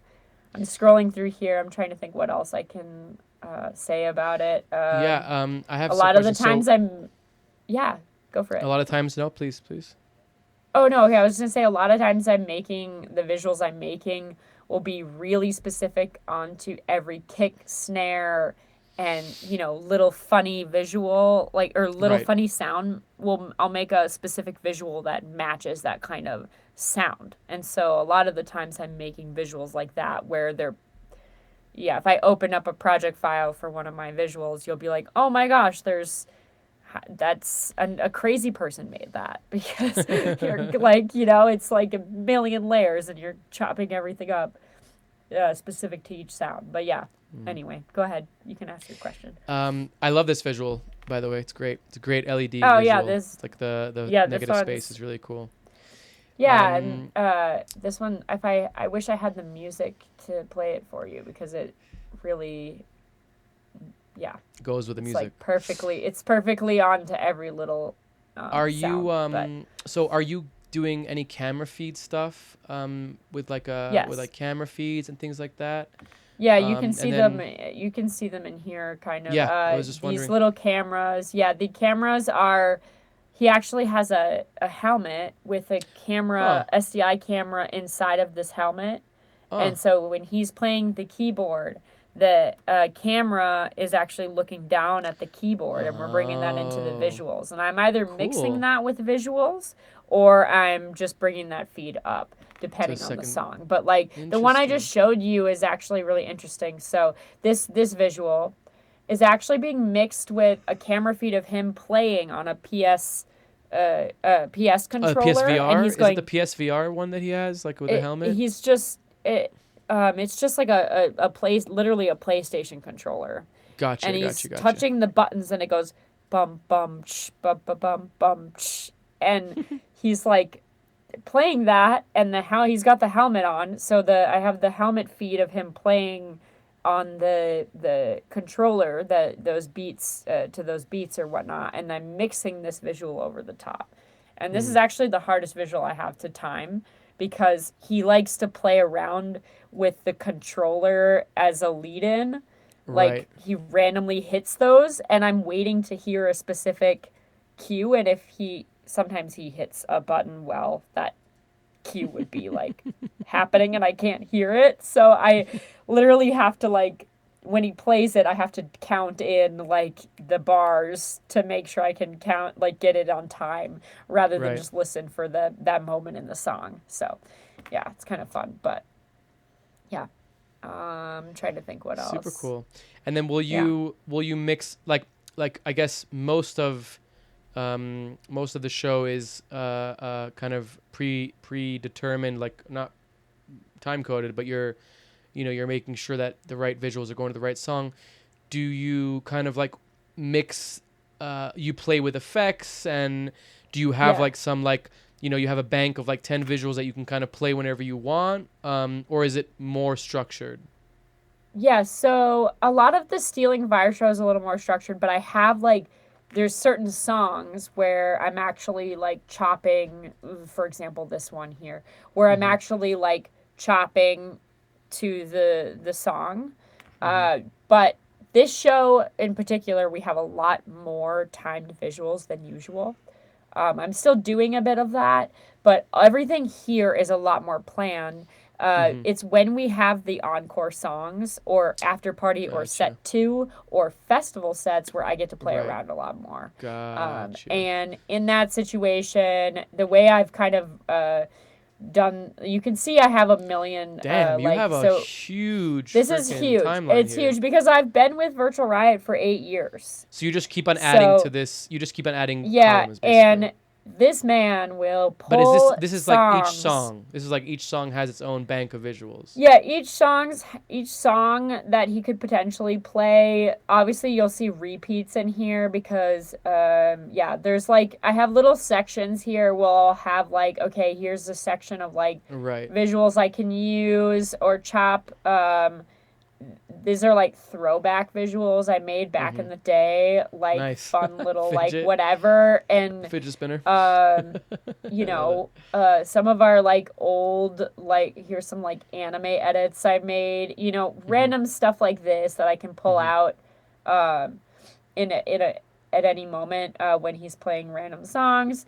I really want to work towards like alphabetizing all of the songs, but Mm. until Resolume creates a moving column feature, which apparently I emailed them and they said that that's coming in their next update, What do you mean a moving which, column feature? Can't you drag and like, you drop could them? move this column to like You can't do here. that now? Oh, I thought you can do that now. No? I No, guess you not. can't do that now. Oh. But Oh, that's annoying.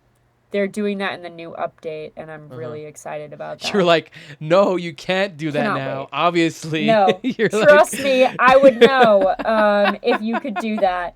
yeah. Yeah. So, as far as what you're talking about, though, like effects in general, Mm. so I obviously have a number of effects mapped here Mm-hmm. in my comp. I'm using also effects on top of my visuals, depending on the song and whatnot. But I'm turning them on and often using like the knobs to actually control a specific aspect of those effects. So whether it be like trails, for example, I might be stacking trails and a glitch effect and, you know, 3 different effects that I'm turning on, and then I'm like using knobs to modify some aspect of that effect. And I do a lot of kind of that, especially in the after parties and stuff. With the Stealing Fire show, because we're doing a lot more of keyboard moments and stuff like that, and there's a lot more that can technically go wrong with capturing him in, and the sometimes our like camera and our helmet is not working properly. Things, just lots of little issues that can go wrong. We have a lot more like planning that goes into it to try and mitigate some of those issues. But yeah, this is the massive show file, 1,422 columns. Jesus. You can imagine how long that takes to open. I'm sure people have opinions about that, but definitely, yeah. no. Super cool. I mean, is there, you know, it seems like you're very proficient in kind of having your Resolume project work in the way that you need it to work for you. Has there ever been, I mean, 2 questions. One is, you mentioned before Magic Music Visualizer. Have you ever wanted to go back into the world of generative and real-time graphics? And then Yeah, I guess I've the been second, playing around in Wire a lot to okay, cool. see Yeah. kind of how because that really is like magic. It's just like node based, and I don't know it super well, but I definitely am interested in kind of using that a little bit more, especially for some of the, you know, Stealing Fire shows are coming to, I don't want to say to an end, but there's going to be a lot of like changes and new things that come about with the new shows that we're kind of like putting together.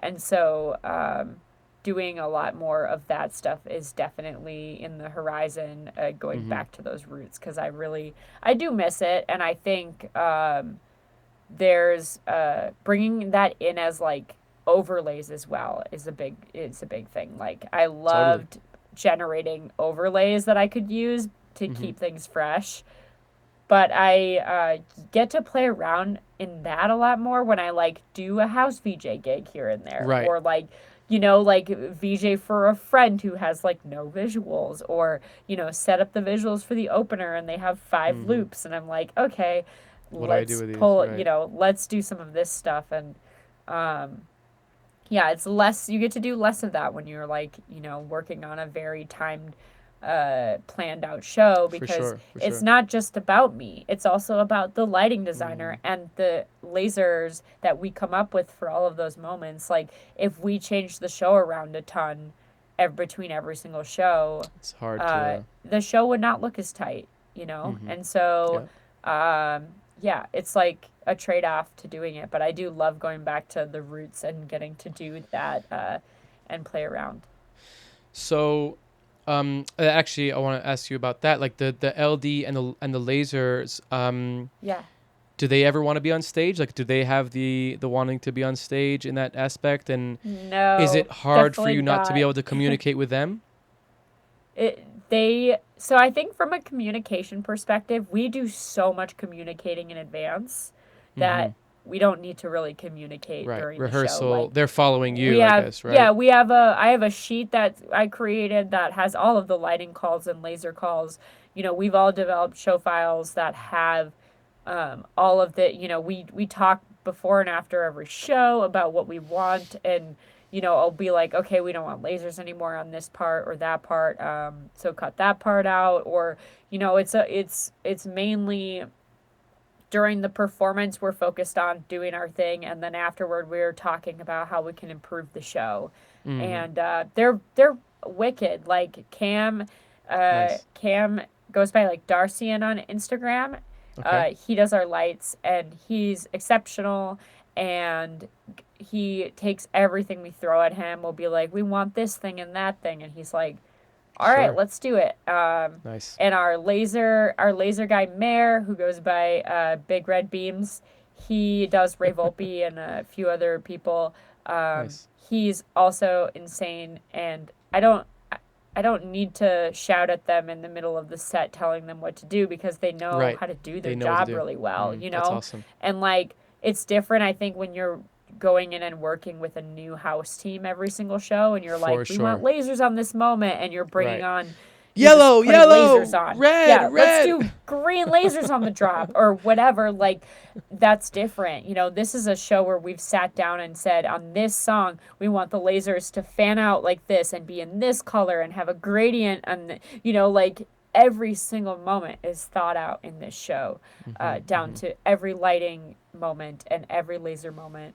And there's so much collaboration between all of us that we don't have to like have that communication during the show, and I think that there's something really nice about sometimes not having to do that, like just getting to like be in the moment and experience and do the art, and it's freeing a little bit. Like I that's one thing I like about being on stage is I used to be calling the show on comms and I was not dancing around. I was not having fun. I was like focused on lighting in this color, lasers on this drop, doing the things I need to do. And I do understand that that's so important in a show when you're working with a variety of people. And you are working with a new team or a house team and they don't know your show, that's important. But when you're working with a team that you work with all the time, they know what's up. And Right. Our laser guy, one time we had to have the lasers were potentially going to need to be ran from the stage. And he was like, I could not think of anything I would hate more than to do that from stage. So if that gives you an idea, they don't want to, they're good on that. So, yeah, but he's great. They're all great. Should definitely check them out if you haven't heard of them. Definitely will. Yeah. Definitely will. Getting into kind of talking about the real-time and generative. Oh, the Unreal but thing. specific with Unreal, it's like I use Unreal for all my VJing, and it's like I love it so cool. much. And that's awesome. I just saw you. I think in Sean you were talking about. Shout out Sean Bose. Wanting to get into that, especially at that time. It was COVID. I really wanted to try and learn new things, and I never got an opportunity to do Unreal. I mainly do Cinema 4D. Okay.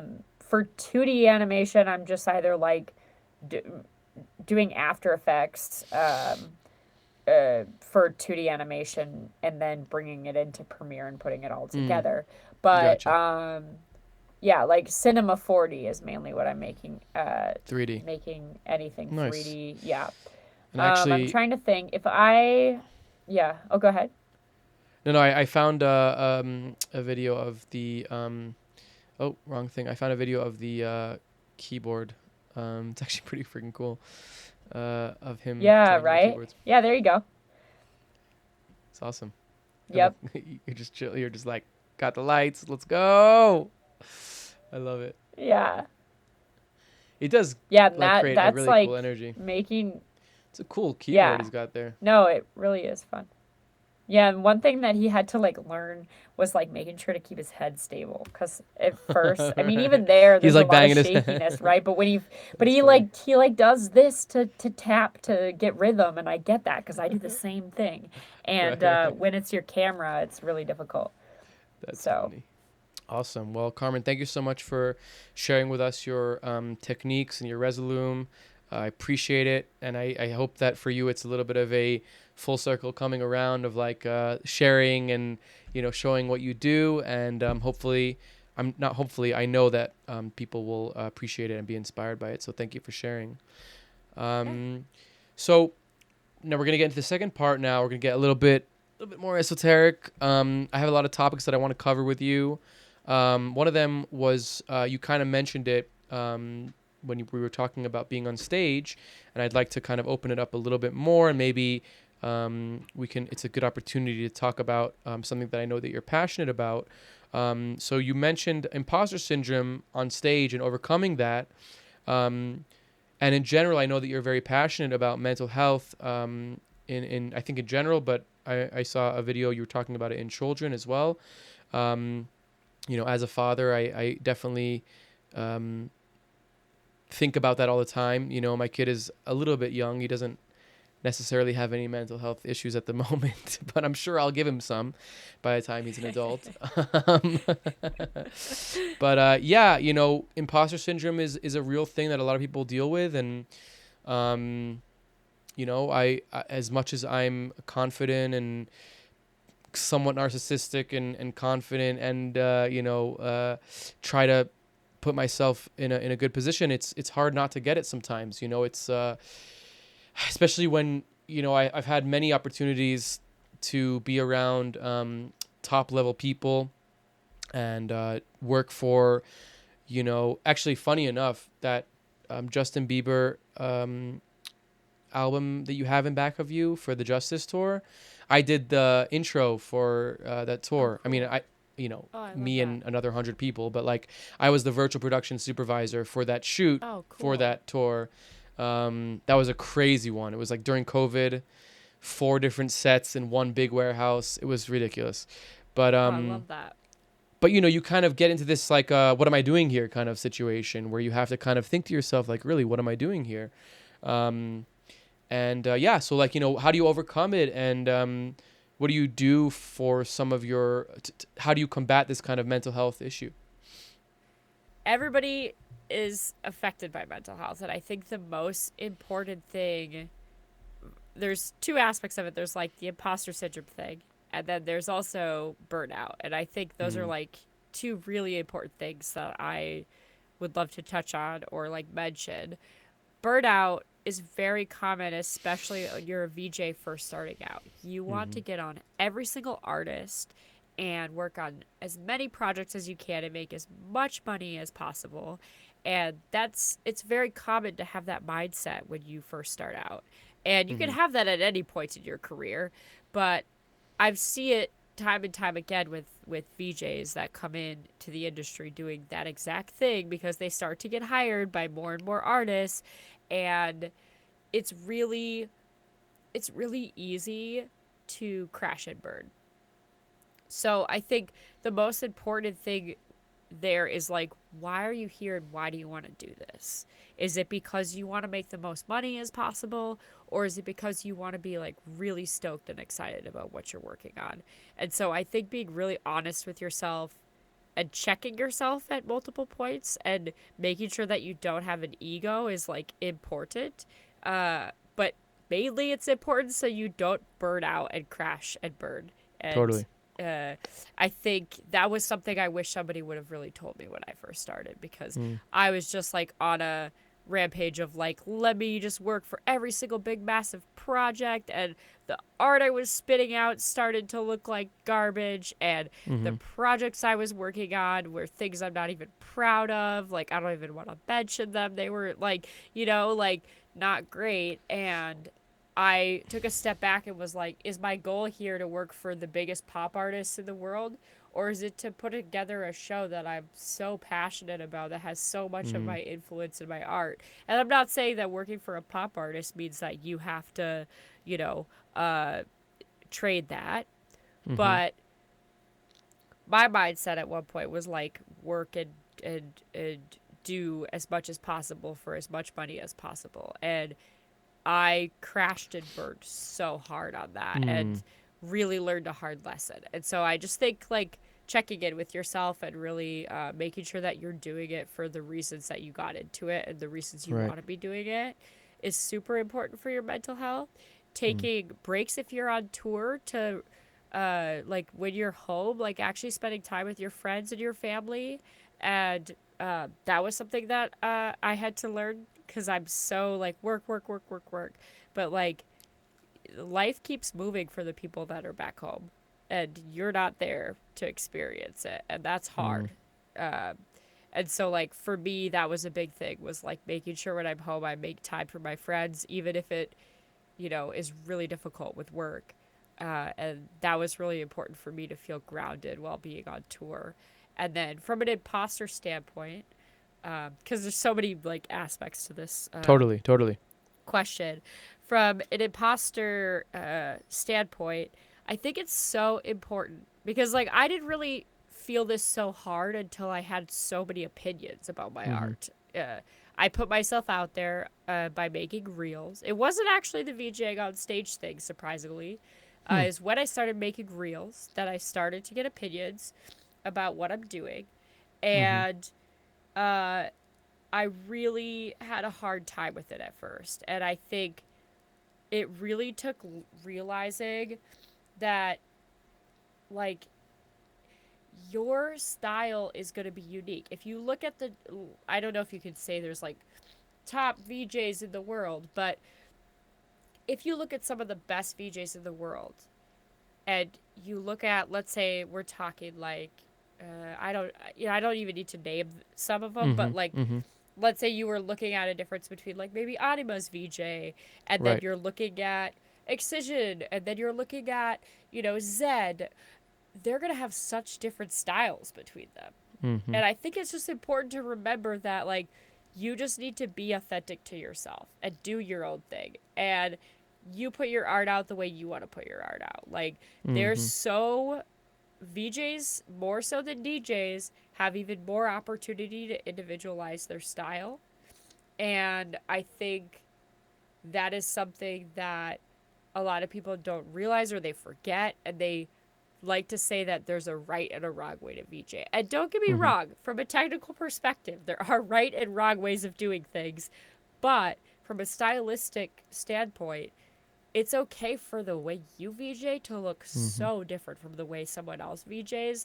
And feeling like confident in the fact that as long as you're doing you, it doesn't matter, right? You're just putting your art out there, and that's okay. And like, people don't need to like your art, but if you get hired by an artist, they like your art. That's what matters, right? Yeah. And they want that to be a reflection of their show, to be reflected in that way, because they like the way you put your art out. And so, like, if you're being hired by people and they keep hiring you, like, you're probably doing something right, And I think, it's really easy to get in your head about it, or to just get down on yourself. But it will limit, like, your growth and your potential if you let it get to you too much. And I think it's just, to overcome it, it's just as simple as trusting and understanding that art is art. And if you can just put your art out the way you want to do it, authentic to yourself, then you're good. Totally. That's really sound points, and a really good way of approaching it. Like, art is art, you're doing it to express yourself, you're doing it to inspire others. Maybe you have an itch of a creative expression that you want to, scratch, and the way that you're scratching it is by performing or by making something that feels good to you. I think that the authenticity, what you were saying, is critical to not be in an imposter syndrome, because if you're really creating for the sake of creation, you're going to be really authentic because you're just doing it for yourself, and obviously wanting people to give you feedback on it or respond to it is part of doing it for yourself. They're not exclusive. And then if you're going to be really authentic, then it's going to be less likely for you to be like, why am I here? Because the answer is, because why not? Like, this is what I'm doing right now. I'm just having a good time. I'm expressing myself. I'm scratching this creative itch. You have an answer. Where I think, like, imposter syndrome is a lot of, like, this is in general with mental health, not maybe for every single mental health situation, but in my experience with mental health, it's a lot of, like, unanswered questions, and then anxiety, and then what is the word? I totally rumination, right? Where you ask the question again and again without an answer, and then you get into spiraling. Yeah. So I think it's a really good way of putting it, and maybe even to tie it back to kind of this whole conversation, or a big theme in the conversation is the people that you work with, right? Like, you're working with Virtual Riot. Chris, right, is his name? I keep on forgetting his name. Christian is his original name, but he goes by Val. Val. You're working with Val, and he obviously respects you and gives you that Yeah. feedback of respect, which is going to be so critical for you, right? And maybe he even doesn't, but you can be like, hey man, I'm having a really hard time, like I feel bad about myself, and he's like, no, you're awesome. That's like, in general, having people around you that are going to support you is great, but then it's going to help you combat that specific imposter syndrome, because maybe you're in the front of house with your friends, with your LD, and you're friends with him, and you're like, oh, this looks like shit. And he's like, no, it looks great, So obviously not always in your control, but try and surround yourself with people that are going to elevate you and make you feel good, because that will help with feeling bad, right? It's kind of obvious. Yeah, couldn't agree more. Like, I think if you're feeling shitty about yourself, seek outwardly for support. Yeah. And I think it's just that simple. It's like, go talk to people. There's so many times where I'm like, oh, like people look down on me or have opinions about what I'm doing or whatever. Like, I'm doing something that is laughable, or I don't know, like whatever it is. And I think it's okay to also do something that's stupid. Like, it's okay if you mess up. Like, everybody does it, and like that's how you learn. So I think, if you're like being rude in the front of house, then get out. Like, go somewhere else. You're bad a vibes loser. in front of house. No bad vibes in front of house. Like, No stress in front of house. Just, like, try to do art. Like, and if you mess up, it's okay. Like, just be honest about your abilities too. I feel like that's another really big one. It's like, don't feel ashamed to be like, hey, I actually don't know how that works. Like, ask. Just say it, and then next time you will know how that works, and you'll never have to ask that question or feel embarrassed again about it. And I think it's just, and I was scared about that a lot when I first started. I was scared to admit, because I was this girl who had to prove herself, and in this male-dominated industry, and I was like, oh, I'm scared to admit that I actually don't know how that works. I'm just gonna pretend I know how it works, and you're gonna I'll learn the hard way when I mess up. You're gonna confirm the people's bias about women not knowing anything, right? If you say something. Yeah, exactly. Speaking about that, speaking about that, like, definitely, I think that's like a important thing to talk about, because I am not a woman. I only have my experience. My experience has always been great with women in the industry, but whenever I speak to women in the industry, their experiences always counters that. It's always interesting. I mean, like, I always tell the story of, like, the first VJ that I was inspired by was a woman. Delta Process, Faye, and she was a big influence on me. And then one of the first teachers that I had for touch designer was a woman as well, Alina Anca from Romania. So it's like, I never saw that kind of side of visuals. And again, geeky community, psytrance community, like, are all very inclusive. There's never like, oh, you're a girl, whatever. So it's like, I never saw that side to it. But then through doing this podcast, I've had the opportunity to talk to a few women, and even the ones that didn't have a specific, like, negative situation or relation, still, like, I'm like, oh, right, being a woman is actually hard in today's world, like, regardless of if you're being a VJ or not. You know what I mean? So I think it's interesting, and I just want to hear it from your perspective. Like, what can you say to other aspiring women that are trying to get into here? Maybe let's make it like a positive thing of, like, what are some things that you went through that maybe they don't have to, and just some, like, inspirational words for young and aspiring women that want to come into this industry. Yeah, definitely. So I think I'll start with my own experiences. When I first started out, it was, it was rough. I mean, it was like, it still is a male-dominated industry, but learning as a female in this music industry was not met with, oh, she's really interested and really curious, let's give her opportunity. Like, no, it was met with, a lot of opinions think she and is? people wishing I wasn't there. But the worst parts for as being a female have been probably, starting with like not being allowed in front of house or being kicked out of front of house. I Wow. showed up one time with my friend who had a guest band. He's a guy. I had a production band. And I show up to the front of house to VJ for the set. The security guard goes, "You can't come in here." And I was like, well, I have the credentials to be in here. And I'm about to Right. VJ a set in 15 minutes. So Oh my you God. better let me in there. Lets my friend in, who has a guest band, Oh my God. and says that he needs to call to check my credentials. This has happened to me, this is like one of the few times, but what I loved about this specific situation where I wasn't allowed in front of house, was that I had a friend there with less credentials than I did. Right. And he was allowed in. And he was allowed in. And so he turned and was like, rips the guy and tells him he's being misogynistic. The guy finally lets me in. I VJ the set, and afterwards he's like, "Oh my God, that was so awesome! Like, you're so cool. I had no idea that a girl could do that." And so that was one situation. Another situation was I worked for an artist. At least he came back around and said, "I can't believe that a woman could do end. this." Woman could do that. Woman can do like, it. woman could do that. That was fun. You should have been like. And then You I should have had a been like. situation- Sorry. Oh, yeah. You should have been like. Oh no, you're fine. I didn't know that a guy could be such a dick.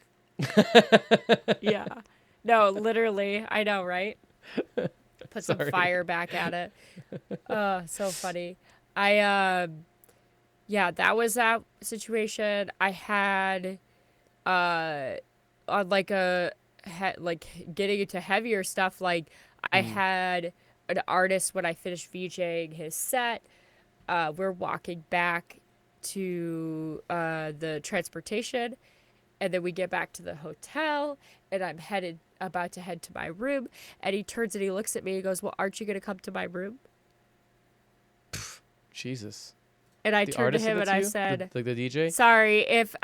Sorry, my fee would be a lot more if it included that. And I walked off. That's a good response. So that I like happened. that. That's wild. I mean, I'm not like. Yeah. I'm not surprised. Unfortunately, like, guys are pretty disgusting. Thankfully, the truth comes out for the people that deserve to be vilified against. Yeah. VJ Cobra, another shout out to a woman who was on the show. She made a really good great. point. She's awesome. She made a really good point that as men, our responsibility is to call out shit if we see it. Like, I can't. I mean, 100%. obviously, I want to be nice to you and everybody. Like, that's like obviously, but I can't help that men are shitty, and it shouldn't reflect badly on me as a person and men in general, right? That's obvious. Oh. But what I need to do and what I need to take responsibility for is if I see it, to say something, because that's important, right? And that should be in any case, in any situation. So, just wanted to. Yeah, and it's gotten more subtle, like, over the days. Like, I think nowadays it's more name calling. I get called like honey or baby or sweetie. And like, if you're my friend and you know me, maybe I'm cool with that. But like, I'm not cool with you calling me sweetie and honey and, whatever. This is a professional environment, and like, a lot of the times I've been a VJ longer than some of those people have even been in production. So it's like, don't even do that to me. But that happens. I've been drugged before by a tour manager. Like, and roofied? luckily Like, managed to serious? get roofied on tour by a tour manager that I was working you for an reported that, artist, and, right? Like, that wasn't, you didn't keep that private, right? Yeah. Okay. No, yeah, they don't work there anymore. Good. That's for They sure. shouldn't. But I crazy. didn't feel like I wanted to take that, I'm not going to Public take or- that to social media because like, it wasn't the artist's fault. Like, Right. the second I brought that to their attention, they took action, and That's how that's good. Yeah, That's good. they did not know about what was going on, and I felt like if that would have been something public that happened, it wouldn't have been something that was with a goal of like keeping more people safe. It would have just been Right. a well, let's Sensational blame or somebody something. who isn't. Right. Yeah, and like it's coming back Good to for the you. same thing where it's like, yeah, it just men. It isn't a problem of it's men are bad in this industry. It's a problem of, like there are some people who are misogynistic and do treat women shitty. And I do think, like you said before, it is the responsibility of everybody to make that change Yeah. and stick up for women. And it's not even like, it isn't even like, okay, I saw somebody like do something that was really disrespectful and mean. So I'm going to stick up for it. Like, obviously you should do that. That's great. Yeah. But it also could come in the form of like, supporting women in general and hiring women and like, it's just, it doesn't have to just come from, okay, I'm going to wait till something horrible happens and then stick up for it, And I think that it's cool to see how much has changed in like the 8 years that I've been a VJ. It's been really cool. But then one day or the other day I had a conversation with Nostalgics and I felt like this really brought me back a bit because her and I were talking and we were talking about being a woman and what it's like. And then I said, oh, I'm so glad that everything has changed and things are so much better now. And she goes, well, is it so much better or is it better for you because you're more respected and well known? Wow, that's powerful. And have earned that respect and whatnot. And I'm like, that really, and this was like before, I'm trying to think if this was before I was on stage. It was very early. She wasn't referring to me being on stage. She was just referring to the years of experience and being in the industry. And people know me, and so they're not going to treat me that way anymore. And I thought that was really interesting. And the answer I have to that is I have no idea because I'm not a fresh VJ. So I don't really know what it's like for the women getting into the industry. But I really hope that it's changed because I've definitely been fighting for the last 8 years to have that change be the case, and I hope and so many other women have too, and so I really hope that change has happened and that it's not just something that I think is there. Yeah, I hope so too. I mean, it's like, this is also like one of those conversations where like it's a separate conversation really because like obviously there's nothing I could say in response to the fact that I hope that it's easier for women to get into the industry. That's like an obvious thing. Like it shouldn't be difficult for anybody based on race or sex to get into anything and do anything. Everybody should be treated equally and fairly, regardless of the color of their skin or the ethnicity, their religion, their sexual orientation, et cetera, et cetera, et cetera. That's just like a given in the world, in the VJ world, and in general. Now, obviously it's not always the case. Depending on the culture, depending on the country, depending on the industry. Aside from that, I think there is an issue, or I should say there is an aspect of why are there less women VJs, right? Or why are there less women in this industry?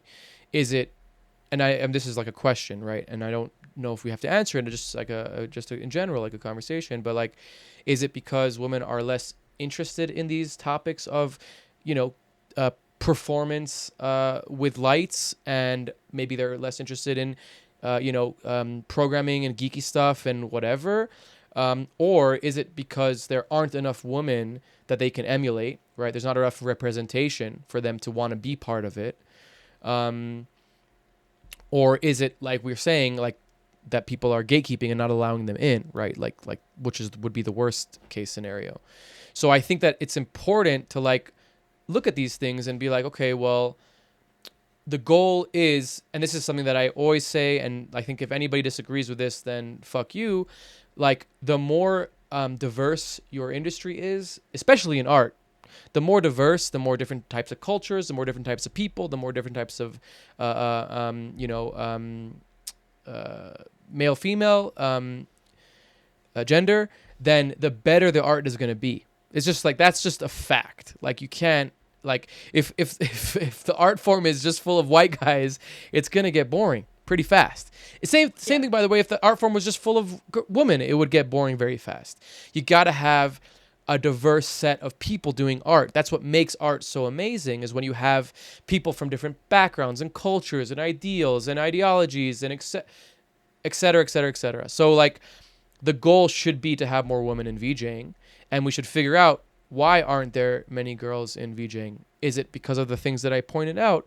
And then we can understand, okay, obviously some of them have easier solutions, right? Like, it might not be easy to find a solution to, oh, women aren't interested in this type of thing.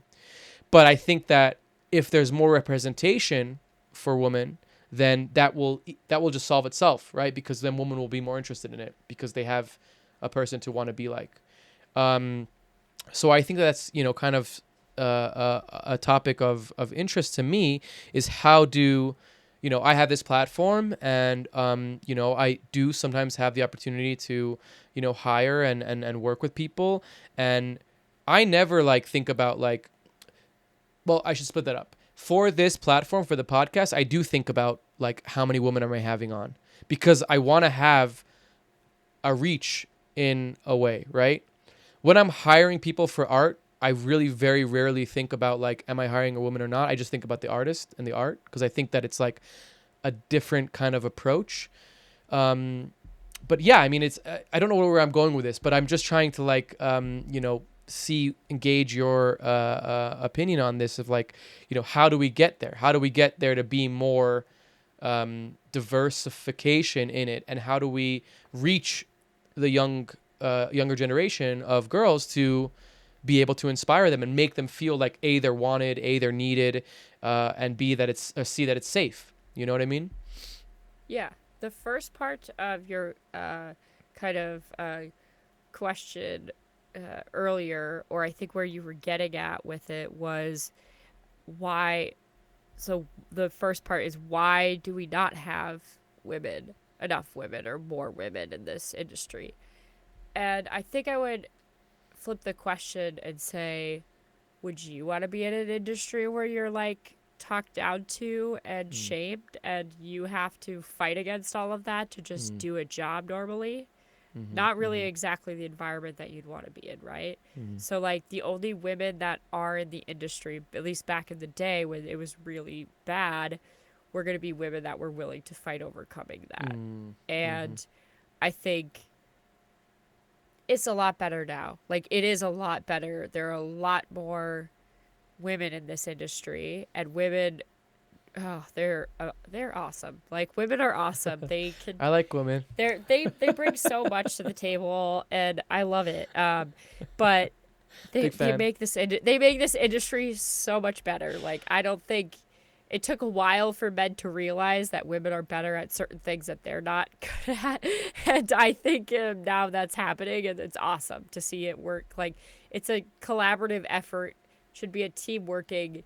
Everybody works together, and that diversity is great, and it's what makes this industry magical. Totally. How do we do it, or how do we get more people into it? I mean, yeah, it's having women in this industry that bring other women into it, that are hey, guess what? This could actually be fun in a safe environment. Don't worry. Having other women that are there as support to each other, that can commiserate when they do have to go through things that suck. And also just really, I think a big one, I think that's the biggest one, is that just making sure that it there is support, and that they have people to talk to when they go through dealing with getting into the industry. Because I think the hardest part for women is getting in, getting their foot through the door kind of thing. Yeah, once you're getting your foot in the door is the hardest part for women. And it's because when you first start, there's just it's that same thing I talked about earlier when I said that you had to earn respect. And I know everybody has to kind of earn respect a little bit, but it's so much worse when you're a woman. I cannot tell you the number of times I show up to site and let's say it's a team I've worked with before, the house team already assumes and blames me for everything. Right. And if I didn't have the knowledge base to know that I'm not in the wrong and that it's on their end from a technical You would think that you were. perspective, Yeah. I would think that I was. Yeah. And I would think yeah, I'm shit at this and I'm not good Oh. enough. That's tough. So, and I think that's a normal occurrence. Me and Val have a running joke about it because every time something's wrong, they're always like, it's on your end, it's your computer, it's your setup, it's this, that, it's something you're doing. And it 95% of the time is not, because in the 5% it is, I would have already been checking every possibility. Right. You would have and said to them, making it's sure fine. I would have troubleshot, troubleshooted. I don't know how you would say it. Troubleshooting. Troubleshoot. I've troubleshooted everything. Okay, I know that. No, I went through and made sure already that all of those things that could have been my fault weren't my fault. Yeah, and for then sure. that's how I know. And based off of my experience of knowing how to troubleshoot, I know that it's not on my end. Right. But you're Not gonna only sit that, here but and it's like blame if me for the next 10 minutes because Right. you don't have the knowledge to know that Right. it's on your end. And Yeah. so we're gonna sit here and then we're gonna have me come in and give you a little TED talk on how it works, and then But it's eventually exactly it's not, we're gonna, I should. no, it's not even that. It's like there's no point in saying, oh, it's on your end. That doesn't help. Like No. what you should do is like, hey, I'm having this problem right now, or hey, Yeah. are you seeing this problem that I'm having? Like blaming is not going to solve the problem. Trying to figure out where the problem is going to solve, and that's like obvious. But yeah, I mean, just people are dumb in general, and just so you should know, that's not mutually exclusive to women. Like I get blamed for things all the time. Yeah, I think like you're right, because it's like a very manosphere or like misogynistic thing to just be like, yeah, it's her fault, without getting flack or like anything back from it. So somebody who's like very unconfident about what they're doing, or in this case an idiot and doesn't know what they're doing, would easily just be like, yeah, it's her fault, right? Yeah. Like that's like, yeah. And I think it's every single show almost. Like that's how frequent it is for me. It's that's not ridiculous. It's like anybody that doesn't know me personally right will first jump to it's her fault. Right. And It's I have annoying. Val there to be like, you're wrong. And Yeah. because I'm so confident in her abilities, I know that you're wrong. So why don't Right. you figure out what's wrong on your end and then come back to us? You know what I mean? And it's like, I have him there backing me up, and that's great. And I've worked for a lot of, we talked a lot about working with Val. But I've worked for a lot of artists throughout my years. And I landed back into making the Virtual Riot project a primary project for me because I'm respected by the artist fully. And I think it's not to say that every other project I've worked on I haven't been, because I have. And I've been very lucky to work on projects where I've been respected by artists. But you'll also encounter artists where you aren't.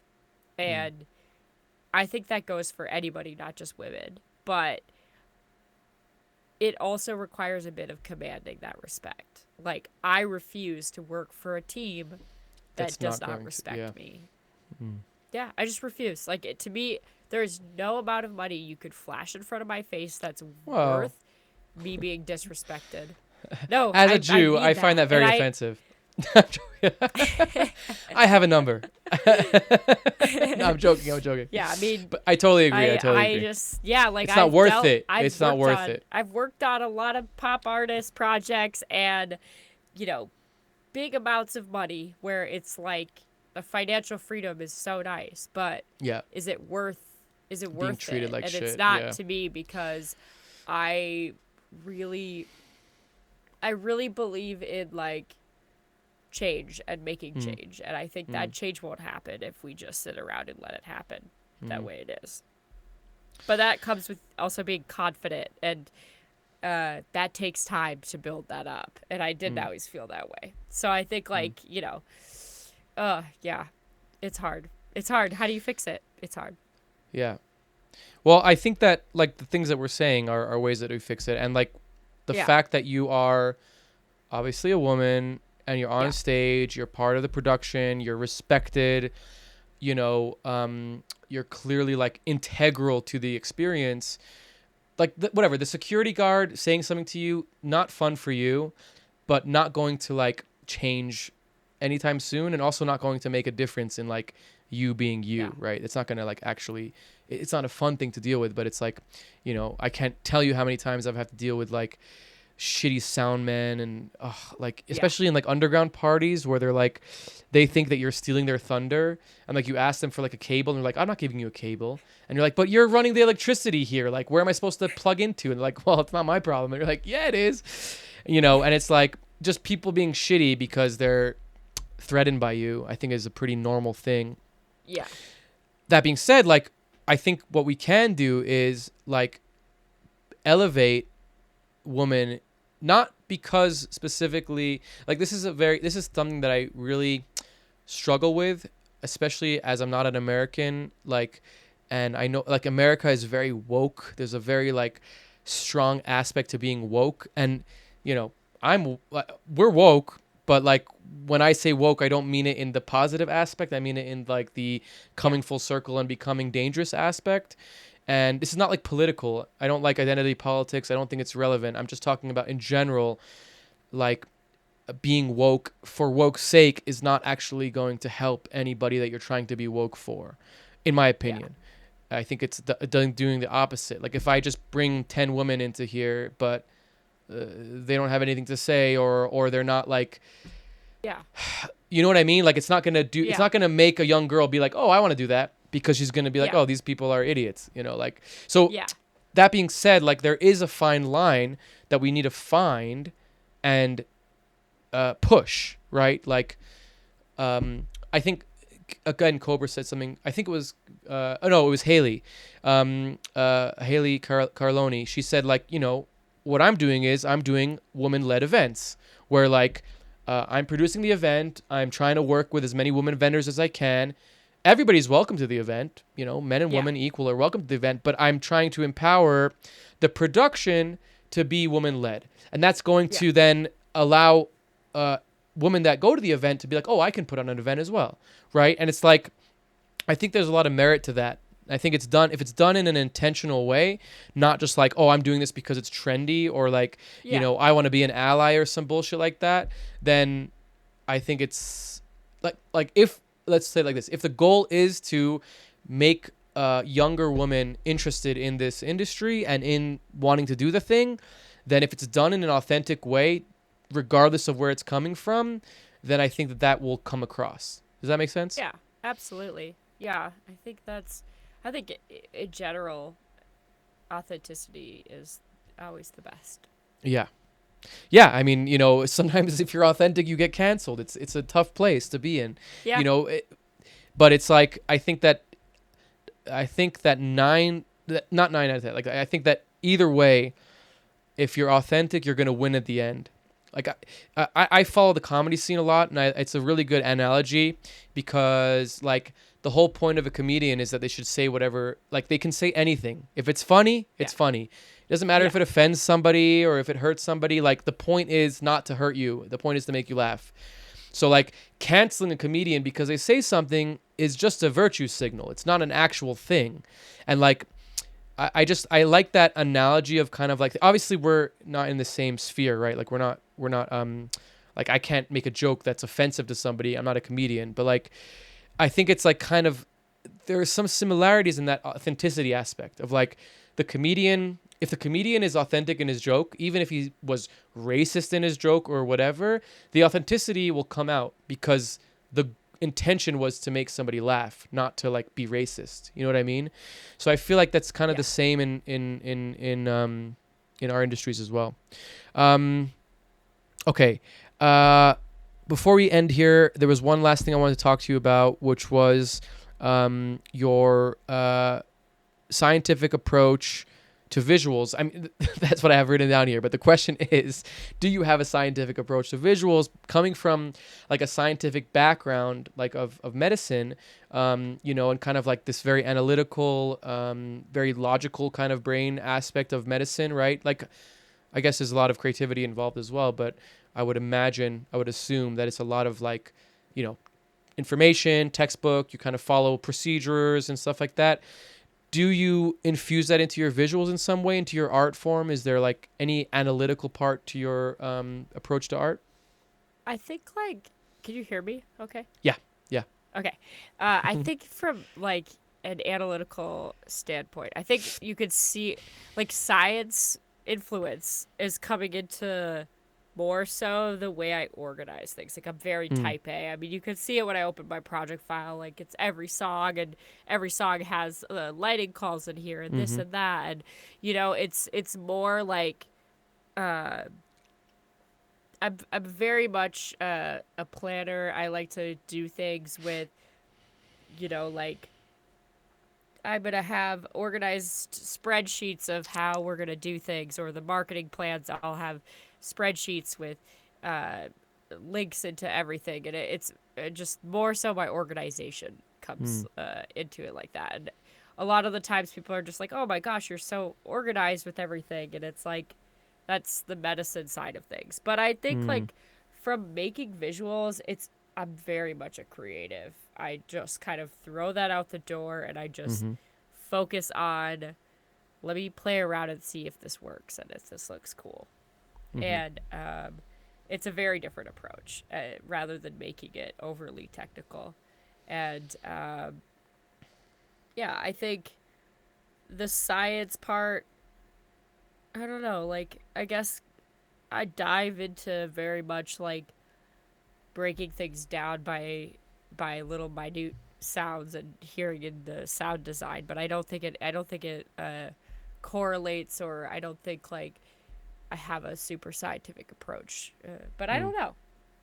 Because I don't like dive too far into how other VJs do it, right? So like I just focus on how I do it, and I have no idea, like I have no comparison. So maybe if I had comparison, I could tell you more. But there's this great podcast called the Visual Cast where we dive into.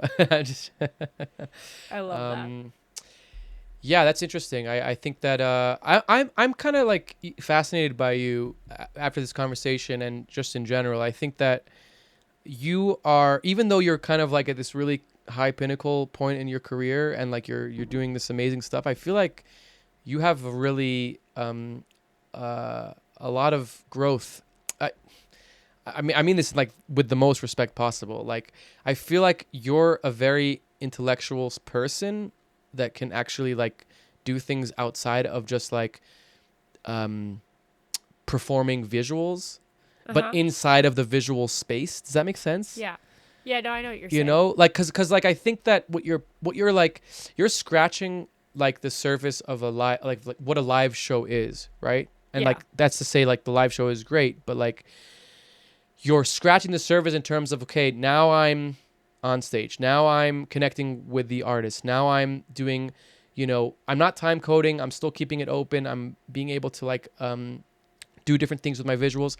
I'm excited to see you kind of like to be more technical, or take things to a more like, you know, like generative visuals, audio reactive visuals, having automation with the DMX, you know, having automation with, you know, Val's keyboard, or, you know, different spatial effects with the cameras, you know, like I feel like you are able to really do anything. And my ideas are maybe not good ideas, but like I think that in general, like I'm excited to see what the next iteration of this show is, because I think now that you're like, okay, I found the flow, I'm excited to see where that's going to take you, you know, because I don't think you're just going to do the same thing again. You're going to do something different and definitely evolve it. I think it's always evolving and transforming. I think the technical side of things, though, like I do a lot of shows. I've done a lot of shows in my days using time code and doing DMX and all of that stuff. But I think the reason we went back to the roots, and I think this is something interesting to talk about because we didn't talk about it yet. I'm gonna blow my nose really quick. Go for it. It's Sorry. you're I'm making so much editing. it's work for you. no, it's progressively getting worse as we go on. The Yeah, I know. the It's like allergies. literally like I've snorted concrete or something.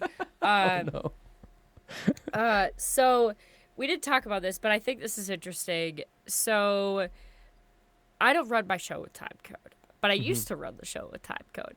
And the reason I don't run the show with time code is because if I'm going to stand up there on the stage and perform visuals from stage, I want to be doing something extremely impressive that's not a lot of people can do.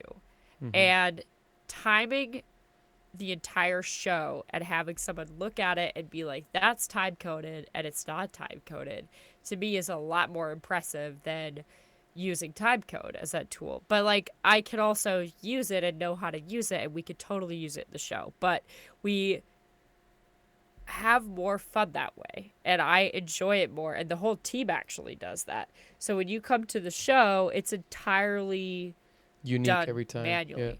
Yeah. Manually unique, but even if it's not unique, the parts that are the same or similar were all done via somebody Gotcha. doing this using a musical ear. So I like that aspect of it. And we don't like, Valve doesn't likes that we do it that way. He doesn't want us to use time code. And he's made that like pretty clear, and we've had some issues with it as well, but that's the main reason why we don't do it that way. But I think the generative stuff is definitely interesting. I think there's a lot that we would like to do now that we've like started doing designing out the lasers and the lighting. I think a lot of it things that we want to do come down to doing really unique things with like the keyboard playing being synced with Triggering, the lasers, triggering lasers and things like that, and stuff that interactive visuals where like we can have our hands and do motion. I was gonna say like I want to see you. I want to see you putting on a mocap suit. I think that would be sick. Mocap suits or like like I think that definitely is in the future for us, and doing stuff with that, and like when we can afford doing a setup with Notch and stuff. I think that definitely is like in the cards of doing that for this show. Nice. But yeah, it's really hard balance between like the budget of doing to do those things, and also like diminishing returns, right? Like what do you it's just like what do you have at your disposal too, and like there's so much that goes into a touring show, and whether you have control over technical aspects of it. But there's definitely going to be a lot of exciting things, and I'm definitely in like the beginning phases of like this new Stealing Fire project, and where it's gonna head next. It'll definitely be unique and a lot of stuff, and I don't even know if I would like. Yeah, it's such a weird experience for me to even hear you say something like, "Oh, you're like at a peak now," or like hitting it, or like other people have said things like that to me too, or they're like, "Oh, like this is your moment, like you're just like at the very top, and like you're no, there's no such it, thing. like There's no such thing. There's many peaks and many tops. Yeah, I just mean like for sure. It's not that I'm like, oh, I'm gonna crash and burn after this. No, that's not what I'm saying. But like, even just hearing people say that like you're at like a new high point to your career or something. You don't feel that? Like even that is so. Oh, it's just so strange to me. Like I guess I like do this, and I think a lot of people do this, where it's like you come up with these goals that you want to achieve, and then you achieve those goals, but when you are in the midst of achieving those goals, you've already set 10 to 15 new goals that you want to achieve. And so ideally, not everybody's like that, by the way. Okay, well, I'm like that. I don't know. Yeah, no, me too. No, me too. But not everybody's like that. Some people. There was one time. Yeah. Yeah. There was one time I was at Coachella, and I was stood in the middle of the festival, and I realized that I think it was like 4 or 5, like 5 or 6 stages were all playing my visuals at the same time. Like I Nice. created shows for 6 people that were playing at That's different awesome. stages at the different times. That's how many That's people I was awesome. making visuals for. Yeah, yeah, And yeah, I yeah. stood there and I was like, that was one moment where I was like, oh, this is kind of cool. Like Yeah. my art's being played all over this festival right now in this moment. And the first moment where my visuals were being played internationally. This was before like I was VJing internationally. And I remember that being kind of cool. But there were so many milestones in between where I like didn't even realize I was there doing them when I was doing them. Like I remember when I wanted to play EDC for the first time. And then the first time I went to play EDC, I played for 5 artists, designed 6 artists, designed 5 new visual shows. And I was doing it in such a big way. Like I was doing EDC. Like, and it was not just like, okay, this is my first time doing EDC. I'm doing one stage. I've VJ'd on like 4 different stages or whatnot at EDC. And I think that was, or 3 of them, I can't remember. But either way, it was like so easy to just pass over it and not even think about being at this like at this moment experiencing that thing that you worked so hard to get to. And and I don't even know, like right now it's like really cool what I've been able to do with the on stage thing. And I don't even like, I don't know, like I never even imagined this as a goal for myself. So I just like being here feels a little bit surreal, and but I'm still like moving forward. And I don't know, it's a strange thing, but I just like, yeah, I don't know. When you say it just seems more real to me, that I'm like, oh yeah, cool. I can relate to that in some way. Yeah. Like, you set these goals for yourself, and then you reach the goal, and then you're like, now what? And you're like, well, actually, I have like 10 other things I want to do. Like that was the goal like 10 years ago, and now have so many other things. I see that. I think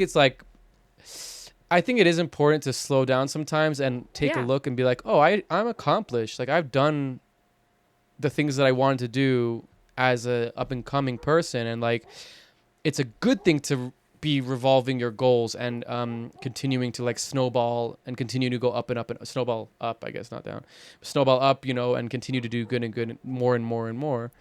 But yeah, I'm just giving you praise. You should take it. It's a good it's a compliment. It's good. No, it's like good for me, because all I'm saying is like I just don't think about those surreal. things. Yeah. And like everything, like I only realize I inspire or impact other people when they tell me that I do that. And then I go, whoa, really? Feels good, like, huh? But other people will be like, oh, it's so crazy. You inspire so many people around the world. And I'm like, right. That statement alone feels weird to me. Interesting. Until somebody tells me that they're being inspired. For them. And then I'm like, whoa, I made a difference to that one person. That's awesome. Like I don't know. Like it's crazy like to think about that. But I'm just like I don't even like.